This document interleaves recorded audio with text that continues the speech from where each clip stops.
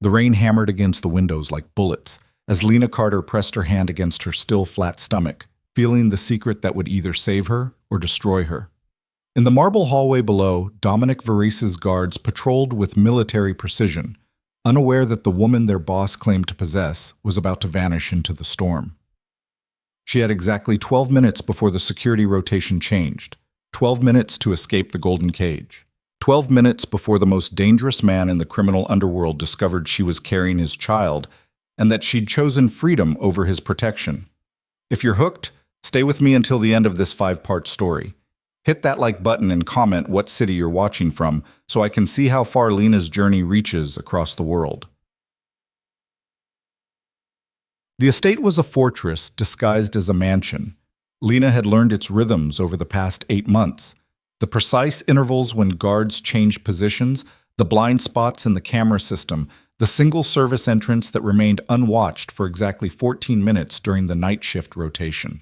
She'd memorized every detail with the patience of someone who understood that knowledge was the only currency she possessed in a world where Dominic Verice owned everything else, including her.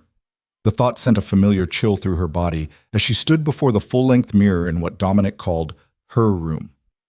The reflection staring back seemed like a stranger, designer clothes that cost more than she'd earned in a year as a waitress, professionally styled hair, skin that glowed from spa treatments she'd never requested. She looked like she belonged in this world of marble and money. But the small duffel bag hidden in the back of her closet told a different story.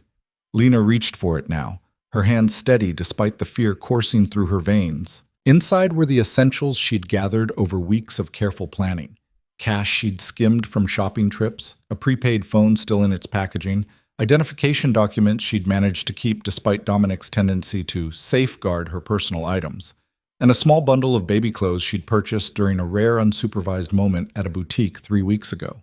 The baby clothes made it real. She was 10 weeks pregnant with Dominic Verice's child, and he had no idea. The pregnancy test had appeared positive on the same day she'd decided to leave. Lena had stared at those 2 pink lines in the bathroom of a cafe, her coffee growing cold on the table, understanding that everything had just become infinitely more complicated. She could have told him. Part of her had wanted to, the part that remembered how Dominic looked at her sometimes, like she was the only real thing in his manufactured world. But she'd seen what happened to things Dominic considered his. He protected them, controlled them, possessed them so completely that they ceased to exist as separate entities. His business partners became extensions of his empire. His properties became fortresses. His enemies became cautionary tales whispered in back rooms of restaurants he owned. And Lena had become a beautiful ghost haunting the halls of his estate, present but not really living. The baby changed everything. A child would give Dominic the ultimate reason to never let her go. She would be bound to him not just by circumstance or fear, but by blood and biology. The cage would close permanently, lined with velvet and rationalized as protection. So she'd made her choice. Tonight, while storm clouds gathered over the Hudson Valley and Dominic attended a meeting in the city that would keep him occupied until at least 2 in the morning, Lena would disappear. She checked her watch, 11:47 p.m. The guard rotation would shift at midnight. She had 13 minutes. Moving quickly, Lena changed out of the silk nightgown Dominic had bought her and into practical clothes, dark jeans, a black sweater, running shoes. She pulled her hair into a tight ponytail and grabbed the duffel bag, taking one last look around the room that had been her prison and her refuge for the better part of a year. The king-sized bed where Dominic had taught her the difference between desire and safety. The window seat where she'd spent countless afternoons staring at the world beyond the gates, feeling like Rapunzel in a tower of her own making. The closet full of beautiful things that had never quite felt like they belonged to her. She was leaving all of it behind. The hallway was empty when she slipped out of her room. Lena had timed this perfectly. The cameras in this wing were on a rotation that created a 3-minute blind spot between sweeps. She moved quickly but quietly, her soft-soled shoes making no sound on the imported Italian marble that Dominic had specifically chosen because it reminded him of his grandmother's house in Sicily. He told her that story one night, his head on her lap, his guard down in a rare moment of vulnerability.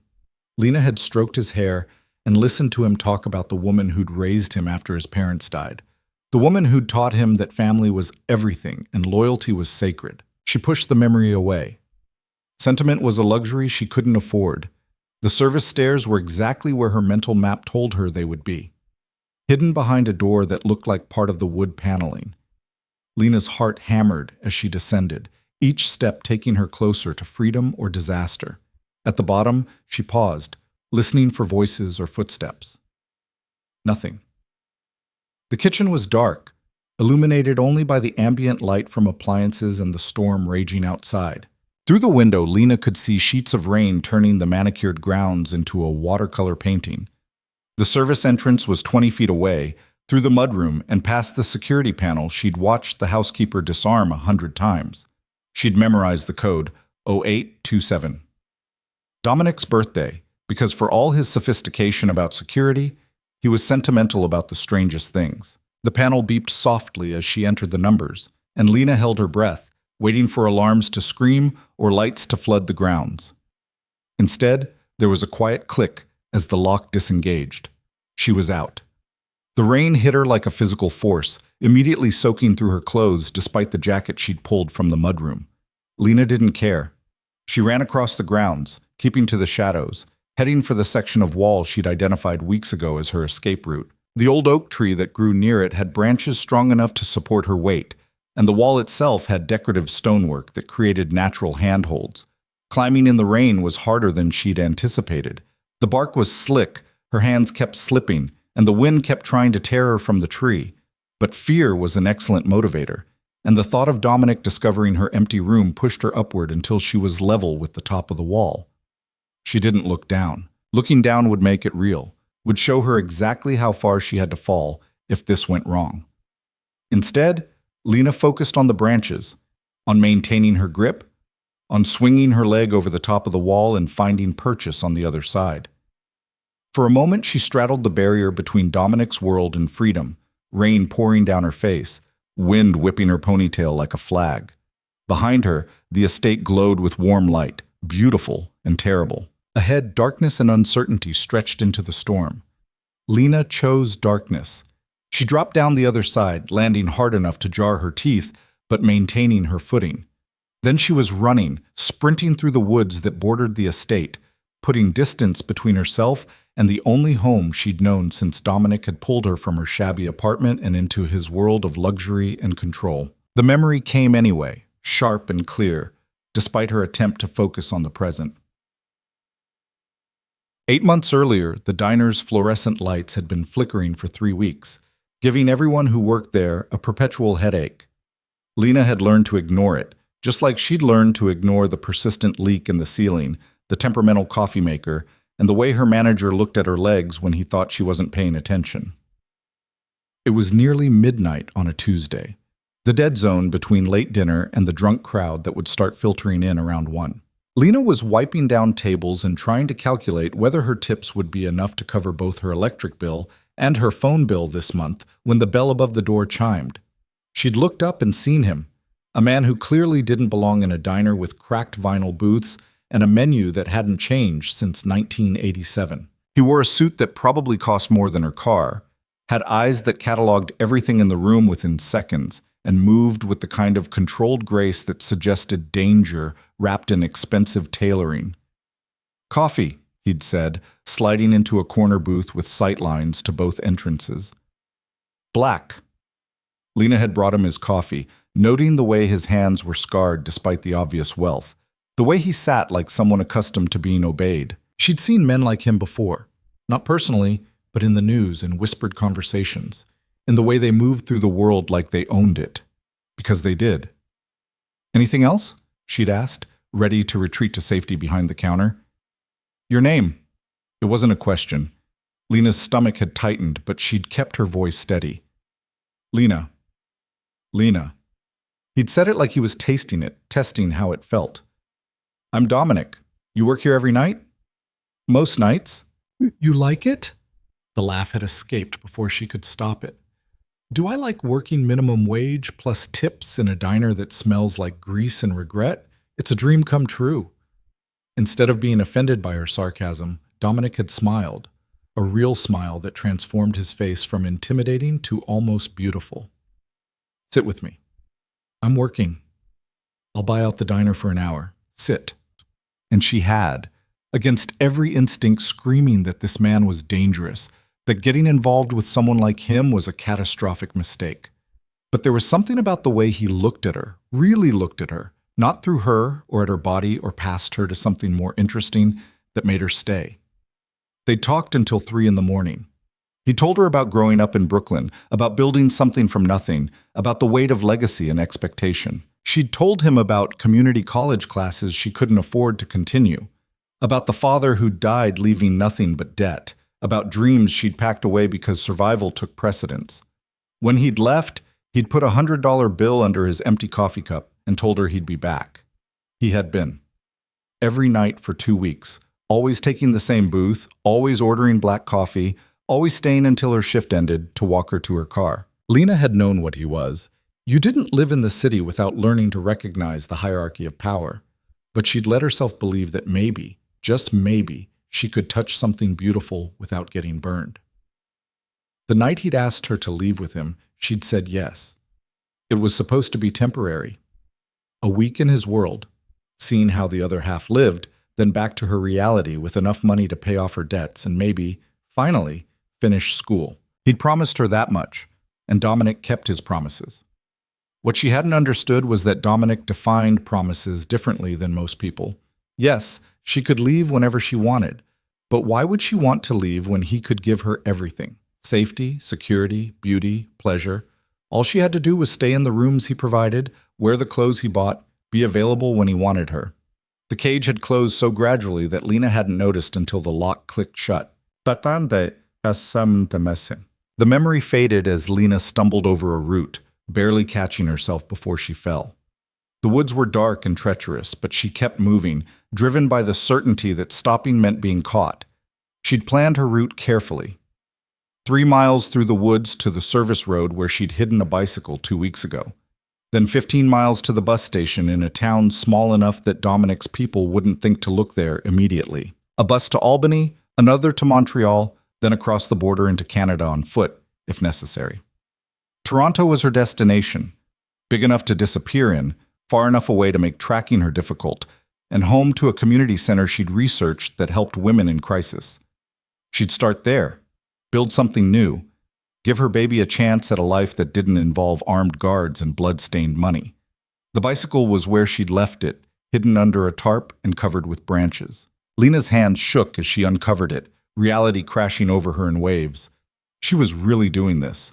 She was running from Dominic Verres, a man whose reach extended across the entire eastern seaboard, whose connections included judges and senators and police chiefs. But she was also running toward something: freedom, autonomy, the chance to be more than a beautiful possession. She was running for her baby. The thought steadied her hands. Lena mounted the bicycle and started pedaling, the rain still falling but lighter now, as if the storm was losing interest. The road stretched ahead of her, dark and uncertain, but it was hers to travel. Behind her, Dominic's estate disappeared into the darkness. She didn't look back. Heat. The bus station in Millbrook was exactly as depressing as she'd expected. Fluorescent lights, plastic chairs bolted to the floor, and a ticket counter staffed by a woman who looked like she'd given up on life around the same time the Berlin Wall fell.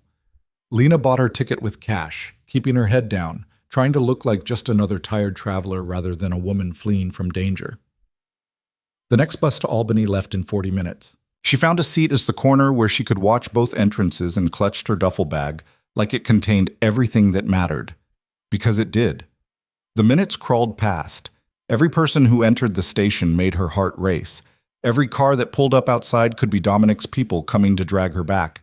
But gradually, impossibly, the 40 minutes passed without incident. When the bus finally arrived and Lena climbed aboard, settling into a seat near the back, she let herself breathe properly for the first time in hours.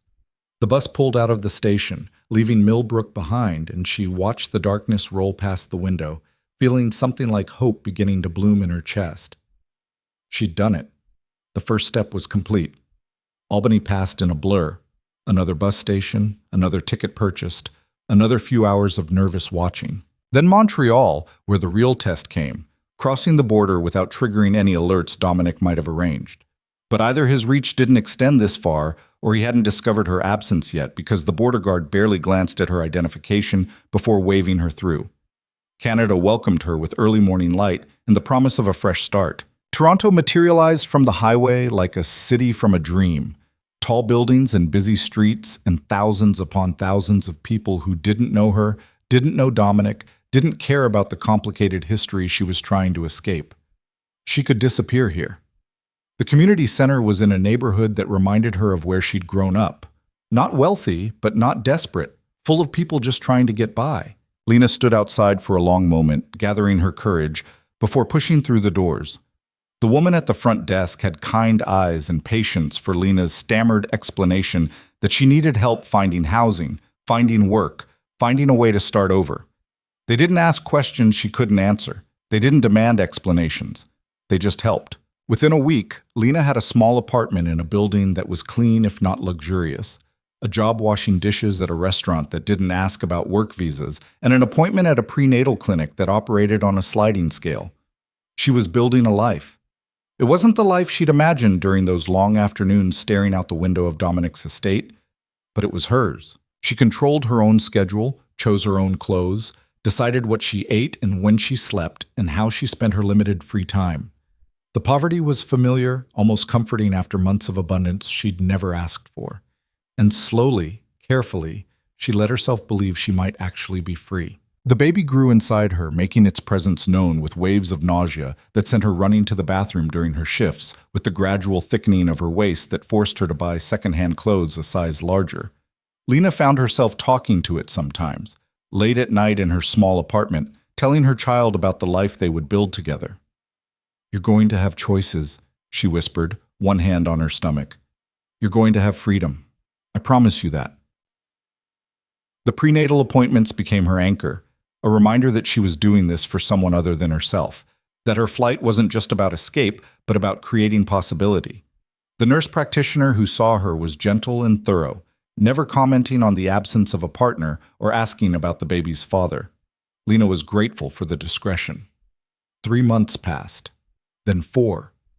Lena's stomach rounded, her body changing in ways that were both frightening and miraculous. She worked her shifts, saved what little money she could, attended prenatal classes at the community center with other women who were also navigating motherhood alone. She was happy. Not the intoxicating, dangerous happiness she'd felt in Dominic's arms, but something quieter and more sustainable. The happiness of waking up and choosing how to spend her day. The happiness of knowing that she was building something real. But happiness, Lena was learning, was a fragile thing. The roses arrived on a Tuesday afternoon in her 5th month of pregnancy. Lena had just returned from her shift, exhausted and craving the terrible instant noodles that had become her comfort food, when she found the bouquet sitting outside her apartment door. Blood-red roses, exactly 2 dozen, arranged with the kind of precision that cost money. Her hands shook as she picked up the card tucked among the thorns. "Did you really think I wouldn't find you?" D. The world tilted. Lena grabbed the doorframe to steady herself, the roses falling from her nerveless fingers to scatter across the hallway floor. No, this wasn't possible. She'd been so careful, had covered her tracks, had built a new life far from anywhere Dominic would think to look. But of course he'd found her. She'd been naive to think otherwise. Dominic Verrees didn't let things go, and he certainly didn't let people walk away from him. She wasn't a person to him. She was a possession that had been misplaced and now needed to be recovered. Lena stumbled into her apartment and locked the door, knowing even as she did that locks meant nothing to a man like Dominic. If he wanted to get to her, he would. The only question was when and how. The answer came 3 days later. She was leaving the restaurant after her shift, mentally calculating whether she could afford both groceries and the electric bill this month, when a car pulled up beside her. Black, expensive, familiar. The back window rolled down, and there he was. Dominic looked exactly as she remembered. Sharp suit, sharper eyes, the kind of controlled power that made people instinctively step back. But there was something new in his expression, something she couldn't quite read. "Get in the car, Lena." It wasn't a request. No. The word came out stronger than she felt. "We're having a conversation. You can have it here on the street where people might overhear things you'd prefer stayed private, or you can have it in privacy and comfort. Your choice." He was right. Lena could feel eyes watching from nearby buildings, see curtains twitching in windows. Making a scene would only draw attention she couldn't afford, and if Dominic decided to take her by force, there was nothing she could do to stop him. She got in the car. The interior smelled like leather and money and Dominic's cologne, a scent she'd tried hard to forget. He was sitting across from her, close enough to touch, separated by the small distance of luxury vehicles and the enormous gulf of everything she'd fled from. "You've been busy," he said, his voice carefully neutral. "New country, new name, new life. Very thorough. How did you find me?" Lena kept her hands on her stomach, a protective gesture she couldn't quite suppress. "Does it matter?" Dominic's eyes followed the movement, something flickering across his face. "I have resources. You knew that when you ran." "I didn't run. I left." Semantics. The driver was pulling into traffic, heading somewhere Lena didn't recognize. She thought about jumping out at a red light but dismissed the idea immediately. Even if she could move fast enough, which she doubted given her pregnancy, Dominic would catch her before she made it 3 steps. She was trapped. Again. "Where are we going?" "The Ritz-Carlton. I've taken the penthouse suite for the week." Dominic was still watching her with that unreadable expression. "We're going to talk, Lena, really talk. And then you're going to tell me what the hell you were thinking." The hotel materialized around them, all glass and marble and the kind of ostentatious luxury that Lena had once found appealing. Now it just reminded her of the cage she'd fought so hard to escape. Security guards nodded at Dominic as he guided her through the lobby with a hand on her lower back, proprietary and possessive. The penthouse was ridiculous. Multiple rooms, floor-to-ceiling windows overlooking the city, furniture that probably cost more than Lena would earn in a year. Dominic dismissed the staff with a gesture and turned to face her properly for the first time. That's when he saw. Lena watched his eyes drop to her stomach, saw the exact moment he registered the swell beneath her loose shirt, saw understanding crash over his features like a wave. "You're pregnant." His voice was carefully controlled, but she could hear the storm beneath it. "Yes." "How far along?" 22 weeks. She saw him doing the math, saw the moment he reached the conclusion. His face went perfectly still, the way it did when he was processing something that threatened his careful control. "It's mine." Not a question. Lena met his eyes steadily. "Yes." For a long moment, Dominic just stared at her. Then he moved, crossing the distance between them in 3 strides, his hands coming up to frame her face with unexpected gentleness. "You're carrying my child, and you ran." His voice was low, dangerous. "You're carrying my child, and you were going to keep it from me. I was protecting us both." "From me?" The laugh that escaped him was sharp and bitter. "I would have given you everything, Lena. I would have protected you both with my life." "I know. That's what I was afraid of." The truth hung between them, that Dominic's protection was also possession, that his care came with conditions she couldn't accept, that loving him meant losing herself. But now there was a baby involved, and everything had just become infinitely more complicated. Dominic's hands were still framing her face, his touch gentle, despite the storm she could see building behind his eyes. Lena forced herself to remain still, to not flinch away from the contact she'd once craved, and now feared for entirely different reasons. "How long were you planning to keep this from me?" His voice was soft, which somehow made it more dangerous. "A year? 5 years? Were you going to let my child grow up not knowing who their father was?" "I was going to let my child grow up free." Lena stepped back, breaking the contact. Free from bodyguards and bulletproof cars, and a world where people solve problems with violence. That world is reality, Lena. Whether you're in Toronto or Timbuktu, it exists. The only difference is whether you're protected from it or exposed to it. Dominic moved to the bar and poured himself a drink, his movements controlled but his tension visible in the set of his shoulders. "And you chose exposure for our child. I chose normalcy. I chose a life where my baby doesn't grow up thinking armed guards and criminal empires are normal. Our baby."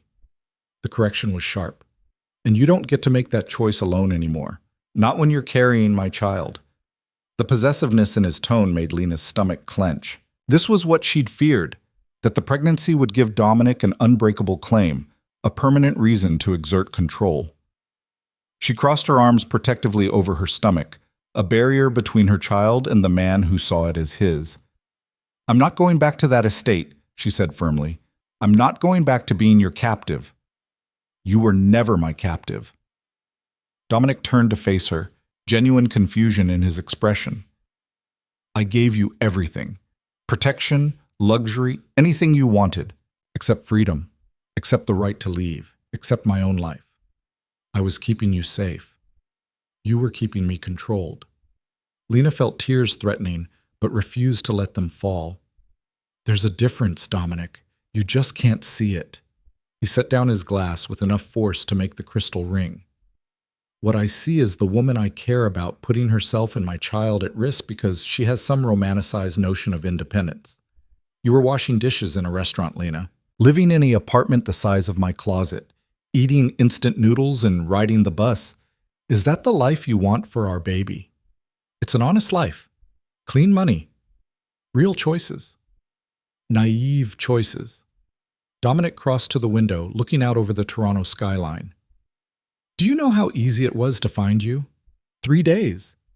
It took me 3 days to track you down once I realized you were gone. If I can find you that easily, so can my enemies." The words sent ice through Lena's veins. She'd been so focused on escaping Dominic that she hadn't considered the other dangers his world contained: rivals, enemies, people who might see her and the baby as leverage against him. "Then maybe you should have let me stay lost," she said quietly. "Maybe the baby and I are safer if no one knows we exist." "You think I could do that?" Dominic turned back to her, and the raw emotion in his face made her breath catch. "You think I could just forget about you? Pretend you didn't exist? I spent 8 months trying to make you happy, trying to give you everything, and you vanished like smoke. Do you have any idea what that did to me? You survived. You always do. Surviving isn't living, Lena. You taught me that." The vulnerability in his admission caught her off guard. This wasn't the controlled, dangerous man who ruled his empire with calculated precision. This was something rawer, more human. It would be easier if she could hate him completely, if he was simply a villain to escape from. But Dominic had always been more complicated than that. "I never meant to hurt you," she said softly. "But I couldn't stay. Not and keep any part of myself intact. So instead you ran, across international borders while pregnant with my child, to a city where you knew no one and had no resources." Dominic's voice hardened again. "That wasn't brave, Lena. That was reckless. It was necessary. It was stupid." The anger flared hot and sudden in her chest. "Don't you dare stand there in your $1,000 suit and judge the choices I made to survive. You don't get to do that, Dominic, not after you took every other choice away from me." "I never took anything from you." "You took everything." The words burst out of her, months of suppressed frustration finally finding voice. "You took my job, my apartment, my independence. You made me dependent on you for food, shelter, clothing, everything. And you did it so gradually that I didn't even notice until it was too late. That's not love, Dominic. That's control. It was protection. It was possession." Lena felt the tears finally spill over, hot against her cheeks. "And I won't let you do it to our child." The silence that followed was heavy and tense. Dominic stood frozen by the window, his expression cycling through emotions too quickly for her to track. Finally he spoke, his voice carefully measured. "Sit down, please." Lena hesitated, then moved to the couch. Her feet were aching from the long shift at the restaurant, and the pregnancy was making her tire more easily. She hated that her body was betraying her with weakness right when she needed to be strong. Dominic sat across from her, maintaining distance, his posture less aggressive than before. When he spoke again, his voice had lost some of its edge. "Tell me about the pregnancy. Have you been getting proper prenatal care?"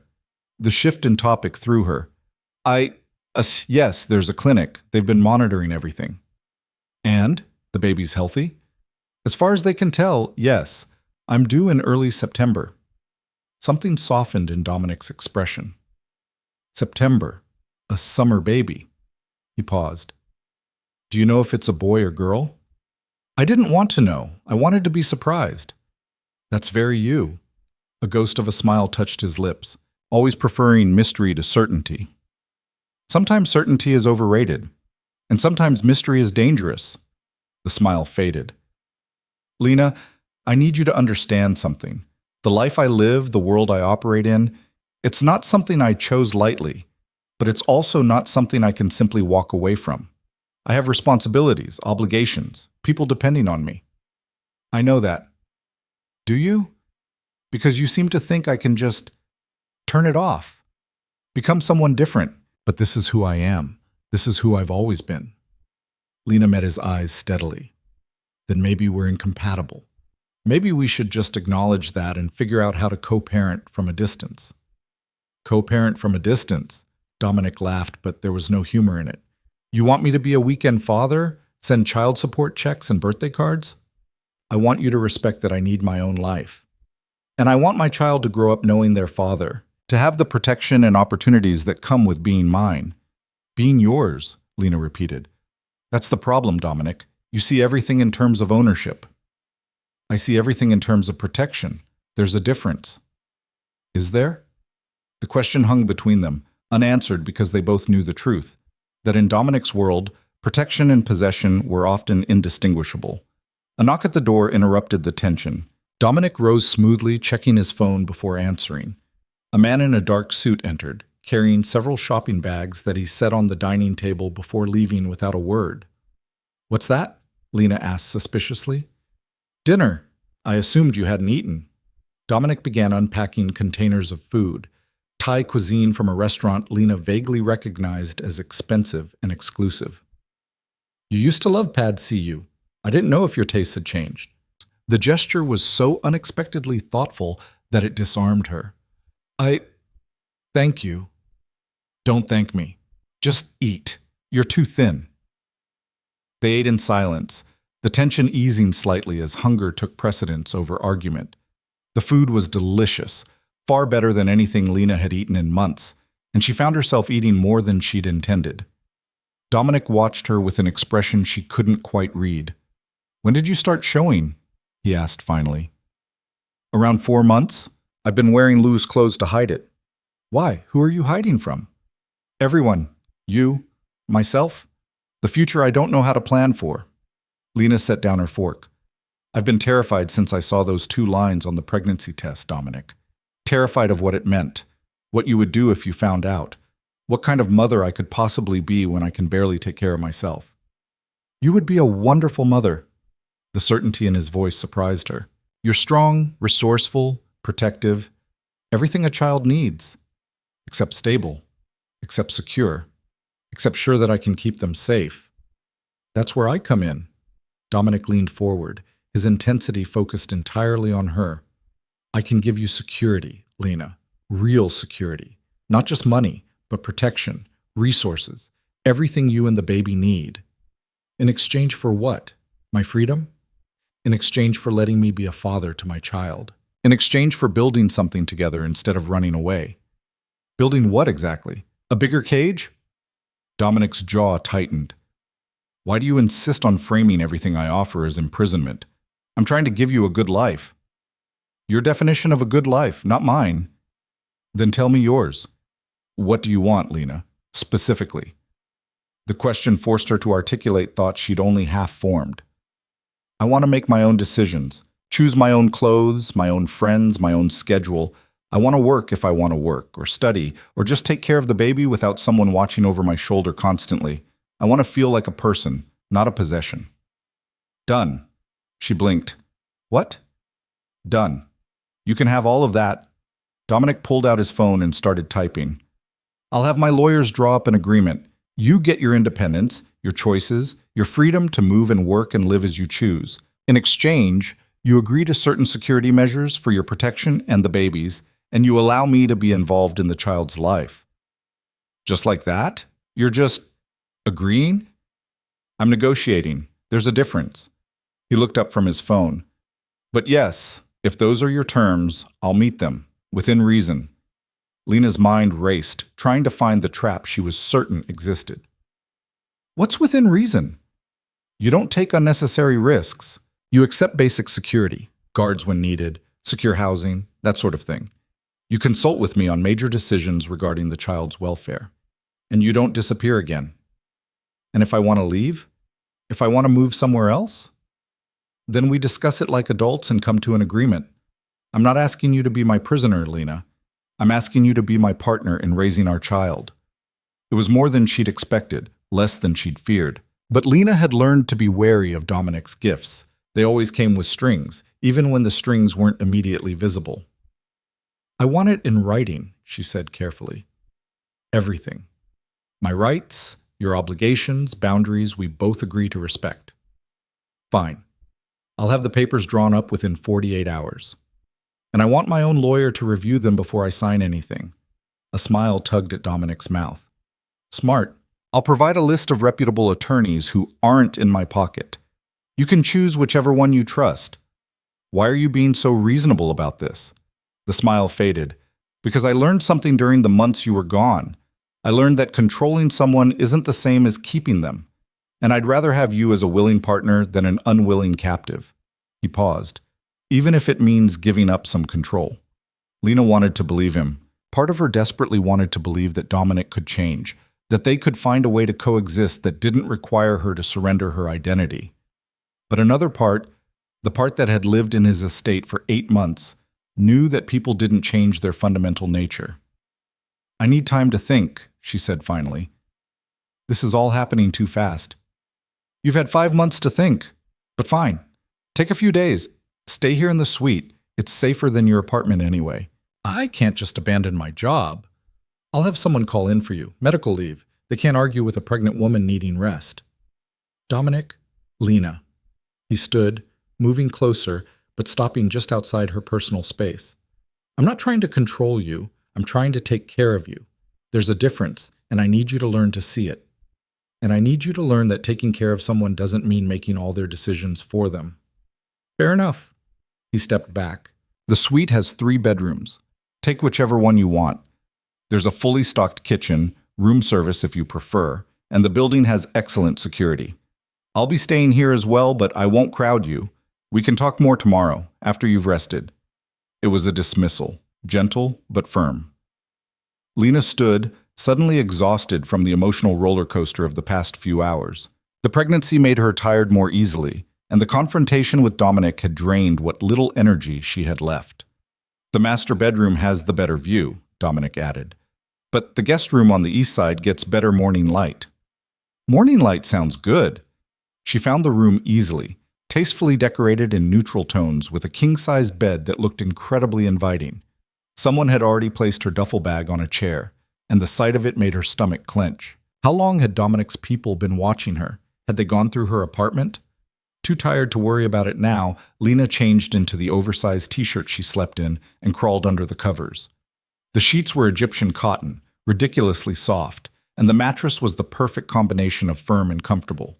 Despite her intention to stay awake and process everything, she was asleep within minutes. She woke to sunlight streaming through the windows and the smell of coffee. For a disorienting moment, Lena forgot where she was, her hand automatically going to her stomach in the protective gesture that had become habit. The baby kicked in response, a flutter that still amazed her every time. Good morning. Dominic's voice came from the doorway, where he stood holding a tray. He was dressed more casually than she'd ever seen him, dark jeans and a black sweater that somehow made him look younger, less intimidating. I made breakfast, he continued. Or rather, I had breakfast made. There's prenatal vitamins on the tray, too. The doctor said you should be taking them. What doctor? The one I consulted about proper pregnancy nutrition. Don't worry, I didn't mention you specifically. Just asked general questions about what pregnant women need. Lena sat up, accepting the tray with a mixture of wariness and appreciation. Scrambled eggs, whole wheat toast, fresh fruit, orange juice. Simple, but perfectly executed. You didn't have to do this, she said. I wanted to. Dominic sat in the chair by the window, maintaining distance. I've been thinking about what you said last night, about control versus care. You're right that I've been overbearing. It comes from growing up in a world where showing weakness gets you killed. But you're not my enemy, and I need to stop treating you like you need to be managed. The admission surprised her. That's very self-aware of you. I've had 8 months to think about where I went wrong, to replay every conversation, every decision, trying to figure out when you stopped being happy with me. He looked out the window. I think I always knew. on some level. I just didn't want to acknowledge it because acknowledging it would mean changing, and change is dangerous in my world. Change is necessary in every world. Maybe, but it's harder for some people than others. He turned back to her. I've arranged for a lawyer to meet with you this afternoon. Rebecca Martinez. She specializes in family law and has no connection to me or my business. She'll review whatever agreement we draw up and make sure your interests are protected. Just like that? You're really going to give me legal protection against yourself? I'm really going to try to do this the right way. Dominic stood. Eat your breakfast. The vitamins are important. I'll be in the study if you need anything. He left before she could respond, closing the door softly behind him. Lena stared at the space where he'd been, trying to reconcile this version of Dominic with the man who had controlled every aspect of her life for 8 months. People could change, she supposed. The question was whether the change was genuine or just another form of manipulation. The eggs were perfect, the fruit was fresh, and the orange juice was freshly squeezed. Lena ate slowly, thinking about the future that was rushing toward her whether she was ready or not. In 4 months, she would have a baby. Dominic's baby. A child who would tie them together permanently, regardless of what agreements they signed or boundaries they established. The thought was terrifying and oddly comforting at the same time. After breakfast, Lena explored the penthouse suite more thoroughly.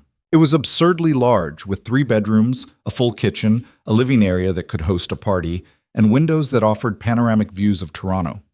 Dominic's bedroom door was closed, but the study he'd mentioned was open, and she could see him inside, working on a laptop with the focused intensity she remembered. She wondered what he was working on. Business deals or criminal enterprises? With Dominic, the line between the two was often blurred. He'd explained it to her once during one of their late-night conversations, how legitimate business and organized crime were just different points on the same spectrum, how the only real difference was who wrote the laws and who broke them. Lena had found the philosophy troubling then and found it troubling now. The doorbell rang at precisely 2 o'clock. Dominic answered it, ushering in a woman in her mid-40s with sharp eyes and a no-nonsense demeanor. She introduced herself as Rebecca Martinez and immediately put Lena at ease with her straightforward approach. Mr. Verrez has explained the general situation, Rebecca said once they were seated in the living area. Dominic had made himself scarce, giving them privacy. But I want to hear your version. What exactly are you hoping to achieve with this agreement? Lena took a breath and laid it all out. The months of gradually increasing control, the escape, the pregnancy. Her fears about what Dominic would do if he had unlimited access to her and the baby. Rebecca listened without interrupting, taking notes on a legal pad. And what are your non-negotiables? Rebecca asked when Lena finished. What are the things you absolutely must have in any agreement? The right to work, if I choose to. The right to live where I want to live, within reasonable parameters. The right to make decisions about my own life and the baby's day-to-day care without needing his approval for everything. And what are you willing to give in exchange? I'll accept reasonable security measures. I'll keep him informed about major decisions. I'll make sure he has access to the baby and can be involved in their life. Lena paused. I'm not trying to cut him out. I'm just trying to make sure I'm not cut out of my own life.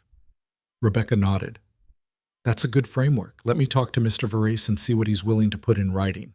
I'll review anything he proposes and make sure it protects your interests. In the meantime, don't sign anything without my approval. Understood? Understood. The next few days fell into a strange routine. Lena stayed in the penthouse suite, recovering from months of stress and inadequate nutrition. Dominic was attentive but not smothering, checking on her regularly but giving her space. They ate meals together, talking carefully around the enormous issues that separated them, finding neutral ground in discussions about the baby. Have you thought about names? Dominic asked over dinner on the 3rd night. Some, nothing definite. I'd like to include my grandmother's name somehow, if it's a girl. Her name was Isabella. Isabella is beautiful. Lena found herself softening despite her best efforts. What was she like? Strong, principled. She ran a household with an iron fist, but also had the biggest heart of anyone I've ever known. Dominic's expression turned nostalgic. She would have liked you, would have appreciated your stubbornness. I prefer to think of it as determination. Stubborn determination, then. He smiled. She had that too. used to tell me that a man who couldn't respect a strong woman wasn't worth respecting himself. She sounds wise. She was. I wish you could have met her. The moment of connection surprised Lena. It was easy to forget sometimes that Dominic was a person with a history and family and memories that shaped him. Easy to reduce him to just the dangerous crime boss who had controlled her life. But people were always more complicated than the roles they played. Rebecca presented the draft agreement on the 5th day. It was a thick document, full of legal language that made Lena's head hurt, but Rebecca walked her through it clause by clause.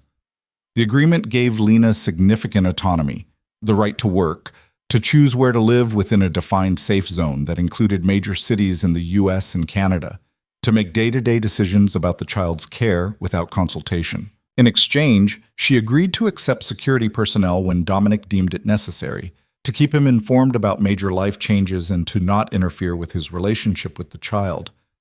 There's a financial component too, Rebecca explained. He's offering a substantial monthly allowance separate from child support. You're not obligated to take it, but I'd advise you to. Having financial independence is important. I don't want his money. It's not about wanting. It's about protecting yourself and your child.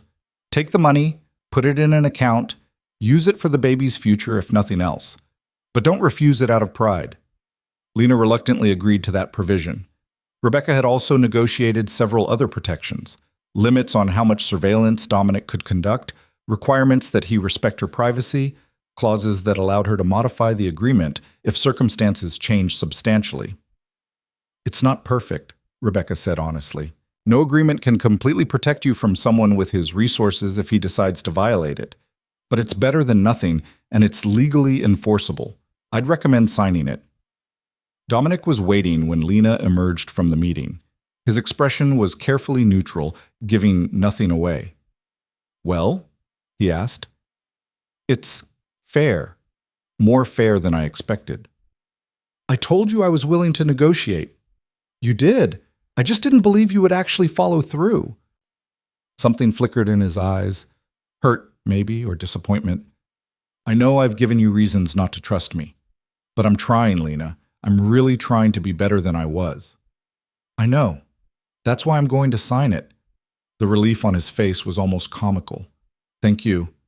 I promise you won't regret this. Don't make promises you can't keep. I'm learning not to. They signed the agreement the next morning, with Rebecca witnessing and both parties receiving copies. Lena felt the weight of it, this legal contract that bound her to Dominic in new, complicated ways. But it also felt like protection, like having something concrete to point to when boundaries were tested. So what happens now? She asked after Rebecca left. Now we figure out how to coexist, Dominic said. You need better housing than that apartment you were in. Something safe, comfortable, suitable for a baby. I can find my own place. I know you can. I'm offering to help, not to control. There's a difference. Lena studied him, looking for signs of manipulation or hidden agendas. But all she saw was a man trying, genuinely trying to navigate unfamiliar territory. Okay, she said finally, you can help, but I make the final decision. Agreed.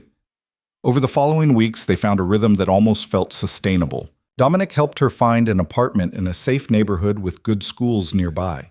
2 bedrooms, natural light, close to parks and grocery stores. He offered to pay for it, but Lena insisted on using part of the financial allowance Rebecca had negotiated, wanting to maintain the fiction of independence even as she accepted his help. The apartment was hers in a way the estate had never been. She chose the furniture, picked out paint colors, decided how to arrange each room. Dominic offered opinions when asked but never insisted, respecting the boundaries they'd established. He also arranged for security, a discreet detail that watched from a distance but didn't intrude on her daily life. Lena hated the necessity of it, but couldn't argue with the logic. She was carrying the child of a powerful man with powerful enemies. Protection was prudent, not paranoid. The baby continued to grow, making its presence known, with increasingly insistent kicks and movements. Lena found herself talking to it more often, telling it stories about the life they would build together, the world they would navigate. And sometimes, late at night when sleep eluded her, she wondered if maybe, just maybe, they could make this work. Not a traditional relationship, certainly not the fairy tale she'd once dreamed of, but something functional. Something that gave their child two parents who respected each other, even if they couldn't quite trust each other completely. It was a fragile hope, built on shaky foundations and untested promises.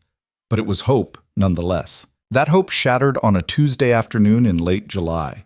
Lena was 7 months pregnant, her belly round and prominent, moving through her new apartment with the careful waddle that had replaced her usual grace. She'd just returned from a prenatal appointment. Everything was progressing normally, the baby was healthy and active, her blood pressure was good. The doctor had smiled and told her she was doing everything right. She was unlocking her apartment door, juggling her purse and the pregnancy books the clinic had given her, when she felt it. The prickle at the back of her neck that meant someone was watching. She turned, scanning the hallway, but saw nothing unusual, just the normal afternoon emptiness of a residential building. Still, the feeling persisted. Lena stepped inside quickly and locked the door behind her, then moved to the window. The street below looked normal, cars passing, people walking, the city carrying on with its daily rhythm. But there, parked across from her building, was a dark sedan that hadn't been there this morning. As she watched, a man in the passenger seat lifted binoculars to his eyes, pointing them directly at her window. Not Dominic's security. She knew what his people looked like: professional, discreet, trained to blend in. This was something else. Something wrong. Her phone was in her hand before she consciously decided to call him. Dominic answered on the second ring. "Lena? What's wrong?" "There's someone watching my apartment, a dark sedan across the street. It's not your people." "Get away from the window, now!" The command in his voice was absolute. She heard movement on his end, voices in the background issuing rapid orders. "Are you sure it's not my security detail?" "Positive. Your people don't use binoculars." "Fuck." More voices, more movement. "Listen to me very carefully. Go to your bedroom, lock the door, and move the dresser in front of it. Stay away from windows. My people are already moving. They'll be there in 3 minutes." "Dominic, what's happening?" "I don't know yet, but I'm not taking chances. Do what I said. Now." Lena moved, her pregnant body protesting the sudden urgency. She made it to the bedroom and was struggling to move the heavy dresser when she heard the apartment door crash open. Her blood turned to ice. "Dominic! I'm here. I'm right here. Talk to me, Lena. What do you hear?" Footsteps, heavy. Multiple people, moving through her apartment with purpose. "They're inside," she whispered, pressing herself against the wall beside the window, her hand instinctively covering her stomach. "There's more than one. My people are 60 seconds out. You just need to hold on for 60 seconds. Can you do that?" "I don't have a choice." The bedroom door handle rattled. Then something heavy hit the door, making it shudder in its frame. They were trying to break through. "Dominic?" 30 seconds. "You're going to be fine. I promise you, Lena. You're going to be fine." Another hit. The door splintered but held. Lena looked around desperately for anything she could use as a weapon. The lamp on the nightstand was ceramic and heavy. She grabbed it, yanking the cord from the wall, and positioned herself behind the door. The third hit broke the lock. The door swung open, pushing the dresser aside, and a man stepped through. He was big, heavily muscled, with the kind of face that had seen violence and inflicted more. His eyes swept the room and landed on Lena. "There you are," he said, his accent placing him somewhere in Eastern Europe. "The boss wants to talk to you." "I'm not interested in talking to your boss. Wasn't really a request, sweetheart." He moved toward her, and Lena swung the lamp with all her strength. It connected with his shoulder instead of his head, making him grunt but not stopping him. He grabbed her wrist, twisting until she dropped the lamp, then yanked her forward. "Let go of me!" Lena struggled, panic flooding through her. The baby. She had to protect the baby. "Stop fighting, and this goes easier for everyone." Then the window exploded inward in a shower of glass. 2 figures came through, Dominic's security team, moving with lethal efficiency. The man holding Lena released her to face the new threat, and she stumbled backward, her hands going to her stomach protectively. What followed happened too fast to process. Violence erupted in her bedroom, bodies colliding, the sound of impacts and grunts and things breaking. Lena pressed herself into the corner, making herself as small as possible, feeling the baby kick frantically inside her as if sensing the danger. It was over in less than 30 seconds. The intruder was on the floor, restrained and bleeding from a broken nose. One of Dominic's men, she recognized him as Marcus, the lead on her security detail, approached her carefully, hands visible and non-threatening. "Ms. Carter, are you hurt?" No, I'm okay. The baby... We need to get you out of here. Can you walk?" Lena nodded, though her legs felt like water. Marcus guided her out of the bedroom, stepping carefully over debris and the restrained intruder. The living room held 2 more men in various states of restraint, Dominic's security team efficiently securing them. "Vehicles ready," one of them said. "Clear path to the garage." They hustled her out of the apartment and down the back stairs to the underground parking garage. A black SUV was waiting, engine running, rear door open. Marcus helped her inside and the vehicle was moving before she even had her seatbelt fastened. "Where are we going?" she asked. "Safe house. Mr. Varese is meeting us there." The safe house turned out to be a luxury condo in a high-rise building with the kind of security that required retinal scans and biometric locks. Dominic was already there when they arrived, pacing the living room with his phone pressed to his ear, speaking in rapid Italian. He ended the call the moment he saw Lena. "Are you hurt?" He crossed to her in 3 strides, his hands gentle as they framed her face, tilted her head to check for injuries. "Did they touch you? Did they hurt the baby?" "I'm okay. We're okay." "Dominic, what the hell was that?" "That was Victor Kozlov sending me a message." His jaw was tight enough to shatter. "The bastard found out about you, about the baby. He's trying to use you as leverage." "Who is Victor Kozlov?" "A problem I've been dealing with. A Russian syndicate trying to move into my territory. I thought I had it contained, but clearly I was wrong." Dominic's hands were still on her face, his eyes searching hers with an intensity that was almost frightening. "I'm so sorry, Lena. I'm so fucking sorry. This is exactly what I was trying to protect you from." The adrenaline was starting to wear off, leaving Lena shaky and cold. She sat down heavily on the couch, wrapping her arms around her stomach. The baby was still moving, little flutters that reassured her everything was okay. "What happens now?" she asked quietly. "Now I end this. Permanently." The cold fury in Dominic's voice sent chills down her spine. Kozlov crossed a line. "You don't go after family, ever. That's a rule everyone understands, and he broke it." "By going after me?" "You're carrying my child. That makes you family." He sat beside her, close but not touching. "I need to ask you something, and I need you to be honest. Do you trust me to keep you safe?" Lena thought about the question carefully. "I trust that you'll try. I trust that you have resources and people who can protect us. But Dominic, today proved that even with all your power, we're still vulnerable. That won't happen again. You can't promise that, not really. Not in the world you live in. Then I'll change the world." The statement was so absurd, so impossibly arrogant, that Lena almost laughed. But Dominic's expression was deadly serious. "I mean it, Lena. If the life I've built puts you and our baby in danger, then I'll tear it down and build something different. You can't just walk away from organized crime like it's a bad job. Watch me." Before she could respond, Marcus appeared in the doorway. "Sir, we have the interrogation results. You're going to want to hear this." Dominic stood, his expression shifting from concerned partner to dangerous crime boss in an instant. "Stay here. Lock the door behind me. I'll be back soon." He was gone before Lena could argue. She heard the lock click, sealing her into the safe house that was quickly becoming another cage. She moved to the window, looking out over Toronto's skyline, and wondered how many times she would have to flee before finding actual safety. The baby kicked, a strong jab just below her ribs. Lena placed her hand over the movement, feeling the life growing inside her. In 2 months, this child would be born into a world of violence and danger, caught between a mother who wanted freedom and a father who ruled through force. What kind of life was that for a baby? The thought was still circling through her mind when Dominic returned an hour later. His expression was grim, his knuckles bruised in a way that suggested he'd been personally involved in the interrogation. "Kozlov knows everything," he said without preamble. "About you, about the pregnancy, about this address. He has people in my organization feeding him information." "How is that possible? I thought you vetted everyone." "So did I. Apparently money talks louder than loyalty for some people." Dominic moved to the bar and poured himself a drink, downing it in one swallow. I'm handling it. The leaks will be plugged. But in the meantime, you can't stay here. Anywhere he knows about is compromised. So where do I go? Back to running? Back to hiding?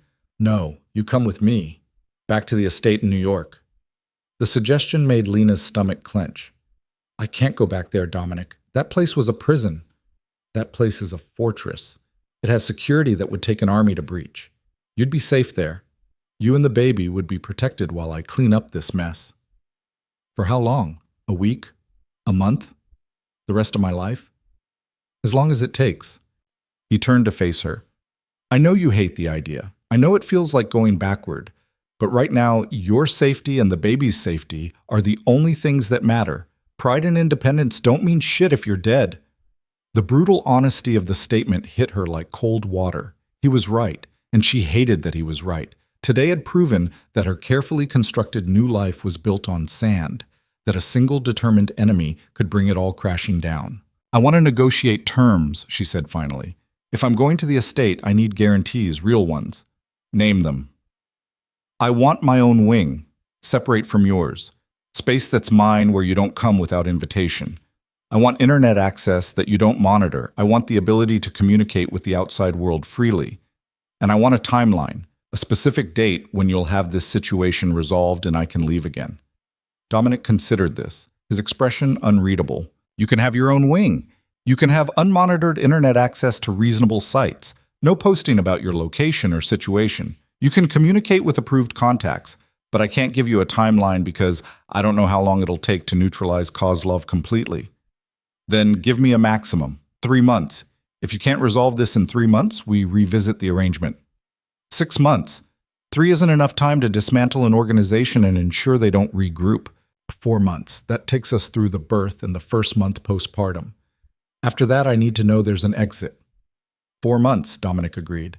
And at the end of it, if the threat is neutralized, you can choose where you want to live. I won't fight you on it. It wasn't perfect, but it was better than nothing. Lena nodded her acceptance, and something in Dominic's expression softened. Thank you, he said quietly, for trusting me this much. I'm not trusting you. I'm accepting reality. There's a difference. I'll take what I can get. They left for New York that night, traveling in a convoy of 3 vehicles with enough security to invade a small country. The estate looked exactly as Lena remembered, imposing, beautiful, and utterly isolating. But this time, when she walked through the doors, it was with the knowledge that she had rights, boundaries, a contract that protected her autonomy even within Dominic's domain. The East Wing had been prepared for her, a suite of rooms including a bedroom, sitting room, and bathroom that had been redecorated since she'd left. The heavy masculine furniture was gone, replaced with softer pieces in colors she'd mentioned liking during their negotiations. Someone had even set up a nursery in the adjoining room, complete with a crib, changing table, and rocking chair. I had it done last month, Dominic said from the doorway. I was hoping you'd agree to come back eventually. Wanted it to be ready. Lena ran her hand over the crib railing, smooth wood that probably cost more than most people's cars. It's beautiful. Too much, but beautiful. Nothing's too much for my child. Our child, she corrected. And children need love and attention more than expensive furniture. They can have both. Over the following weeks, Lena settled into a routine that was strange but not entirely unpleasant. She had freedom within the estate, could walk the grounds, use the library, swim in the pool. Dominic kept his distance, respecting the boundaries they'd established, appearing only at meals or when she specifically requested his presence. But he was always there, a presence she felt even when she couldn't see him. Sometimes she'd catch glimpses of him through windows, working in his office, or training in the private gym. Sometimes she'd hear his voice as he conducted business, switching between English and Italian with fluid ease. And sometimes, late at night, she'd find herself thinking about the man he'd been during those early days in the diner. Charming, vulnerable, human. She wondered if that version of him still existed somewhere beneath the crime boss exterior, or if it had been swallowed entirely by the world he inhabited. The baby's kicks grew stronger as August arrived, turning from flutters to definite movements that sometimes took her breath away. Lena found herself talking to the baby more, sharing her hopes and fears, trying to prepare for a future that felt increasingly uncertain. Your father is complicated, she said one afternoon, her hand on her belly as she sat in the nursery. He's dangerous and controlling, and sometimes I think he doesn't know how to love anything without owning it. But he's also trying. He's actually trying to be better. I don't know if that's enough, but it's something. Talking to yourself? Lena jumped, turning to find Dominic in the doorway. She hadn't heard him approach. Talking to the baby, she corrected. The books say they can hear voices in the womb, that it helps with bonding. What are you telling them about me? His tone was light, but she could see the genuine curiosity in his eyes. The truth, that you're complicated. That's diplomatic. He stepped into the room, moving slowly as if approaching a skittish animal. May I? He gestured to her stomach, and after a moment's hesitation, Lena nodded. Dominic knelt beside her chair, placing his hand gently on her belly. Almost immediately, the baby kicked, a strong movement that made his eyes widen. Was that was your child saying hello? Hello, Dominic said softly, speaking directly to her stomach. I'm your father. I know your mother's probably told you I'm difficult and overbearing, and she's right. But I want you to know that I'm going to do everything in my power to give you the best life possible. You're going to be safe, protected, loved. I promise you that. The intimacy of the moment made Lena's throat tight. This was the Dominic she remembered from those early days. Genuine, unguarded, showing emotions he usually kept locked away. The baby kicked again as if responding to his voice, and Dominic's smile was pure wonder. They're strong, he said, just like their mother. Let's hope they're smarter than both of us. That's a low bar to clear. He stayed kneeling there, his hand on her stomach, until the baby settled. When he finally stood, his expression had shifted to something more serious. I have news. About Kozlov. Lena's stomach tightened. What kind of news? We've located his base of operations. I'm moving against him tomorrow night. Moving against him how? The only way he'll understand. Force. Dominic's expression was grim. I need you to understand something, Lena. What I'm about to do, it's going to be violent. People are going to die. And I need to know that you can accept that, because I'm doing it to protect you and our child. You're asking for my blessing to commit murder. I'm asking you to understand why it's necessary. Kozlov won't stop. He'll keep coming after you, after the baby, using you as leverage against me. The only way to ensure your safety is to eliminate the threat permanently. Lena wanted to argue, to find another way, to believe that violence wasn't the only solution. But she'd seen the men who broke into her apartment, had felt the very real terror of being hunted.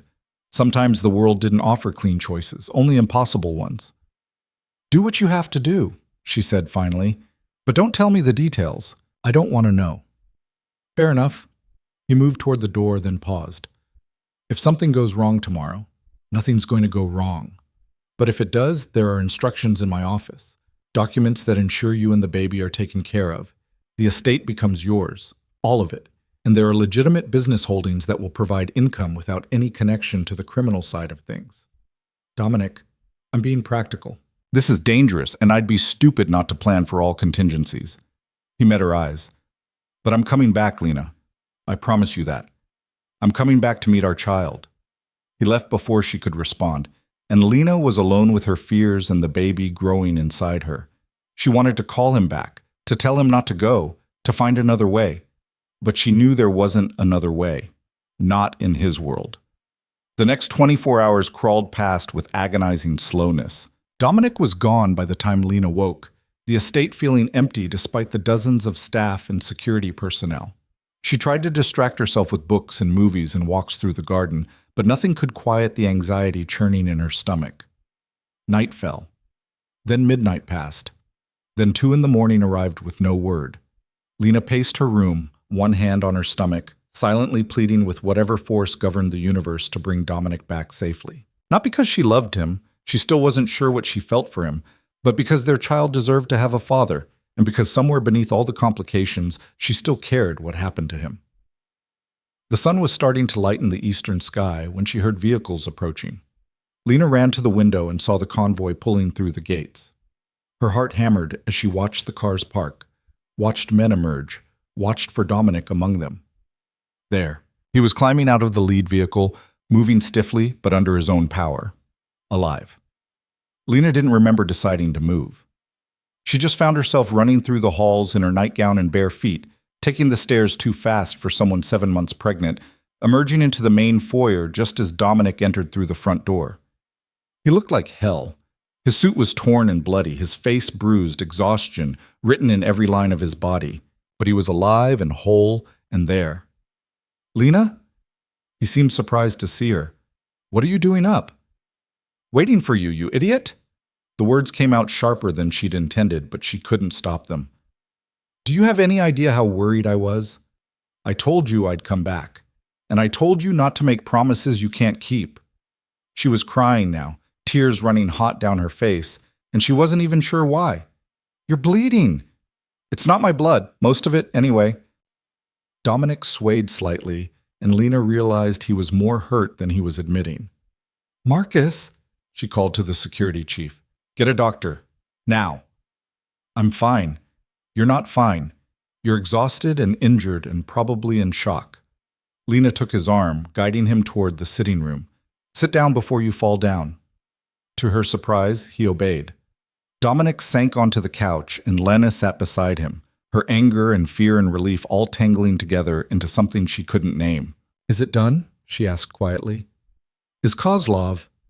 "Dead, along with most of his organization.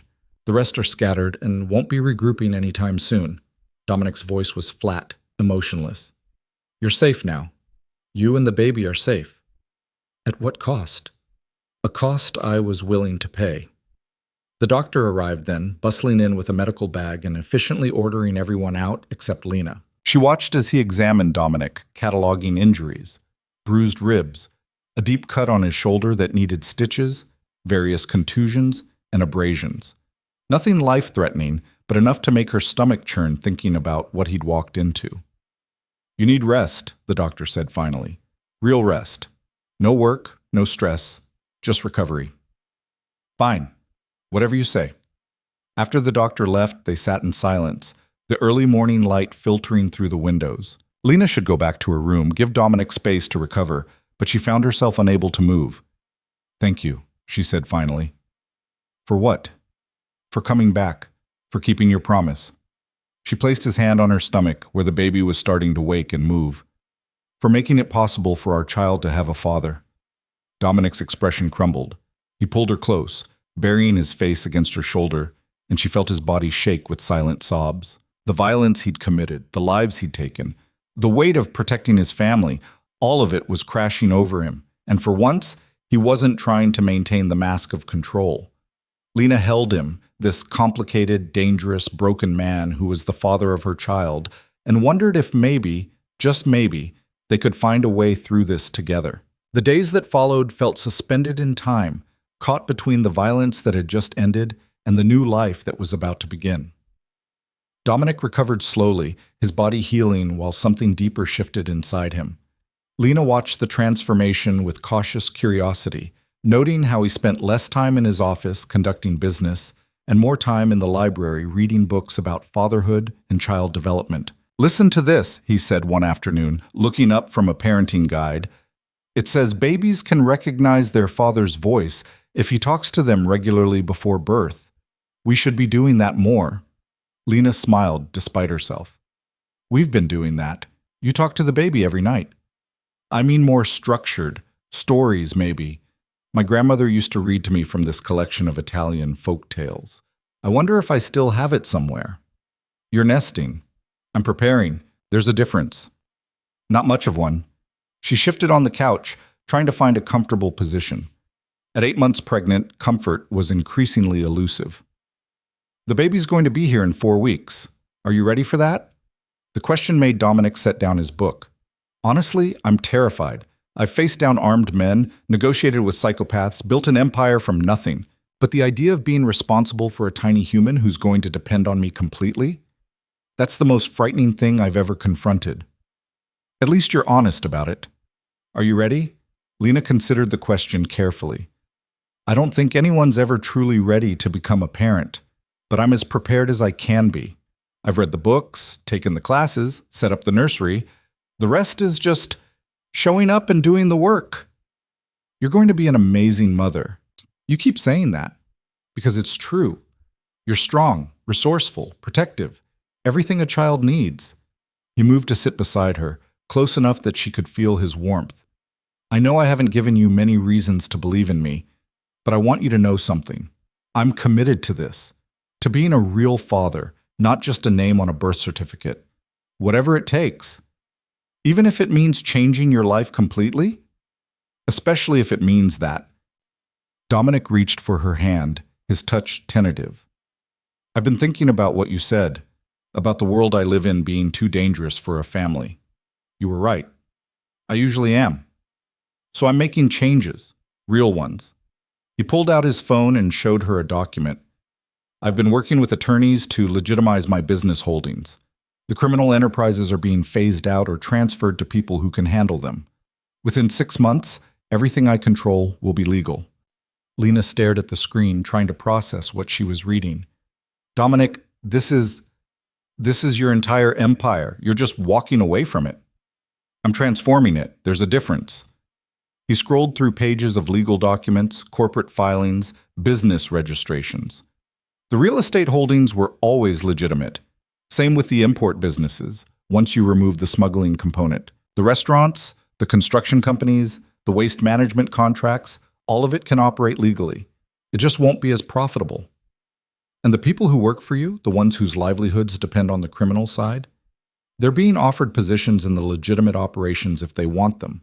The ones who don't want to go straight are being given generous severance packages and connections to other organizations. No one's being abandoned. The scope of what he was describing was staggering. Dominic wasn't just making minor adjustments. He was completely restructuring his entire life, dismantling the empire he'd spent years building, all for the sake of their child. Why? She asked quietly. Why are you really doing this? Because I want my child to be proud of their father. Because I want to be able to answer honestly when they ask what I do for a living. Because I want to give them a life where they don't have to choose between family loyalty and moral integrity. He met her eyes. And because I want you to feel safe letting me be part of that life. Really part of it. Not just supervised visits and legal agreements. That's a lot of pressure to put on a baby who isn't even born yet. The baby isn't the pressure. It's the catalyst. For the first time in my life, I have something worth changing for. Someone worth being better for. His hand tightened on hers. 2 someones. Lena felt tears threatening and blamed it on pregnancy hormones rather than the genuine emotion his words stirred. This doesn't change everything between us. You know that, right? We still have a lot of complicated history. I know. I'm not expecting instant forgiveness or for you to suddenly trust me completely.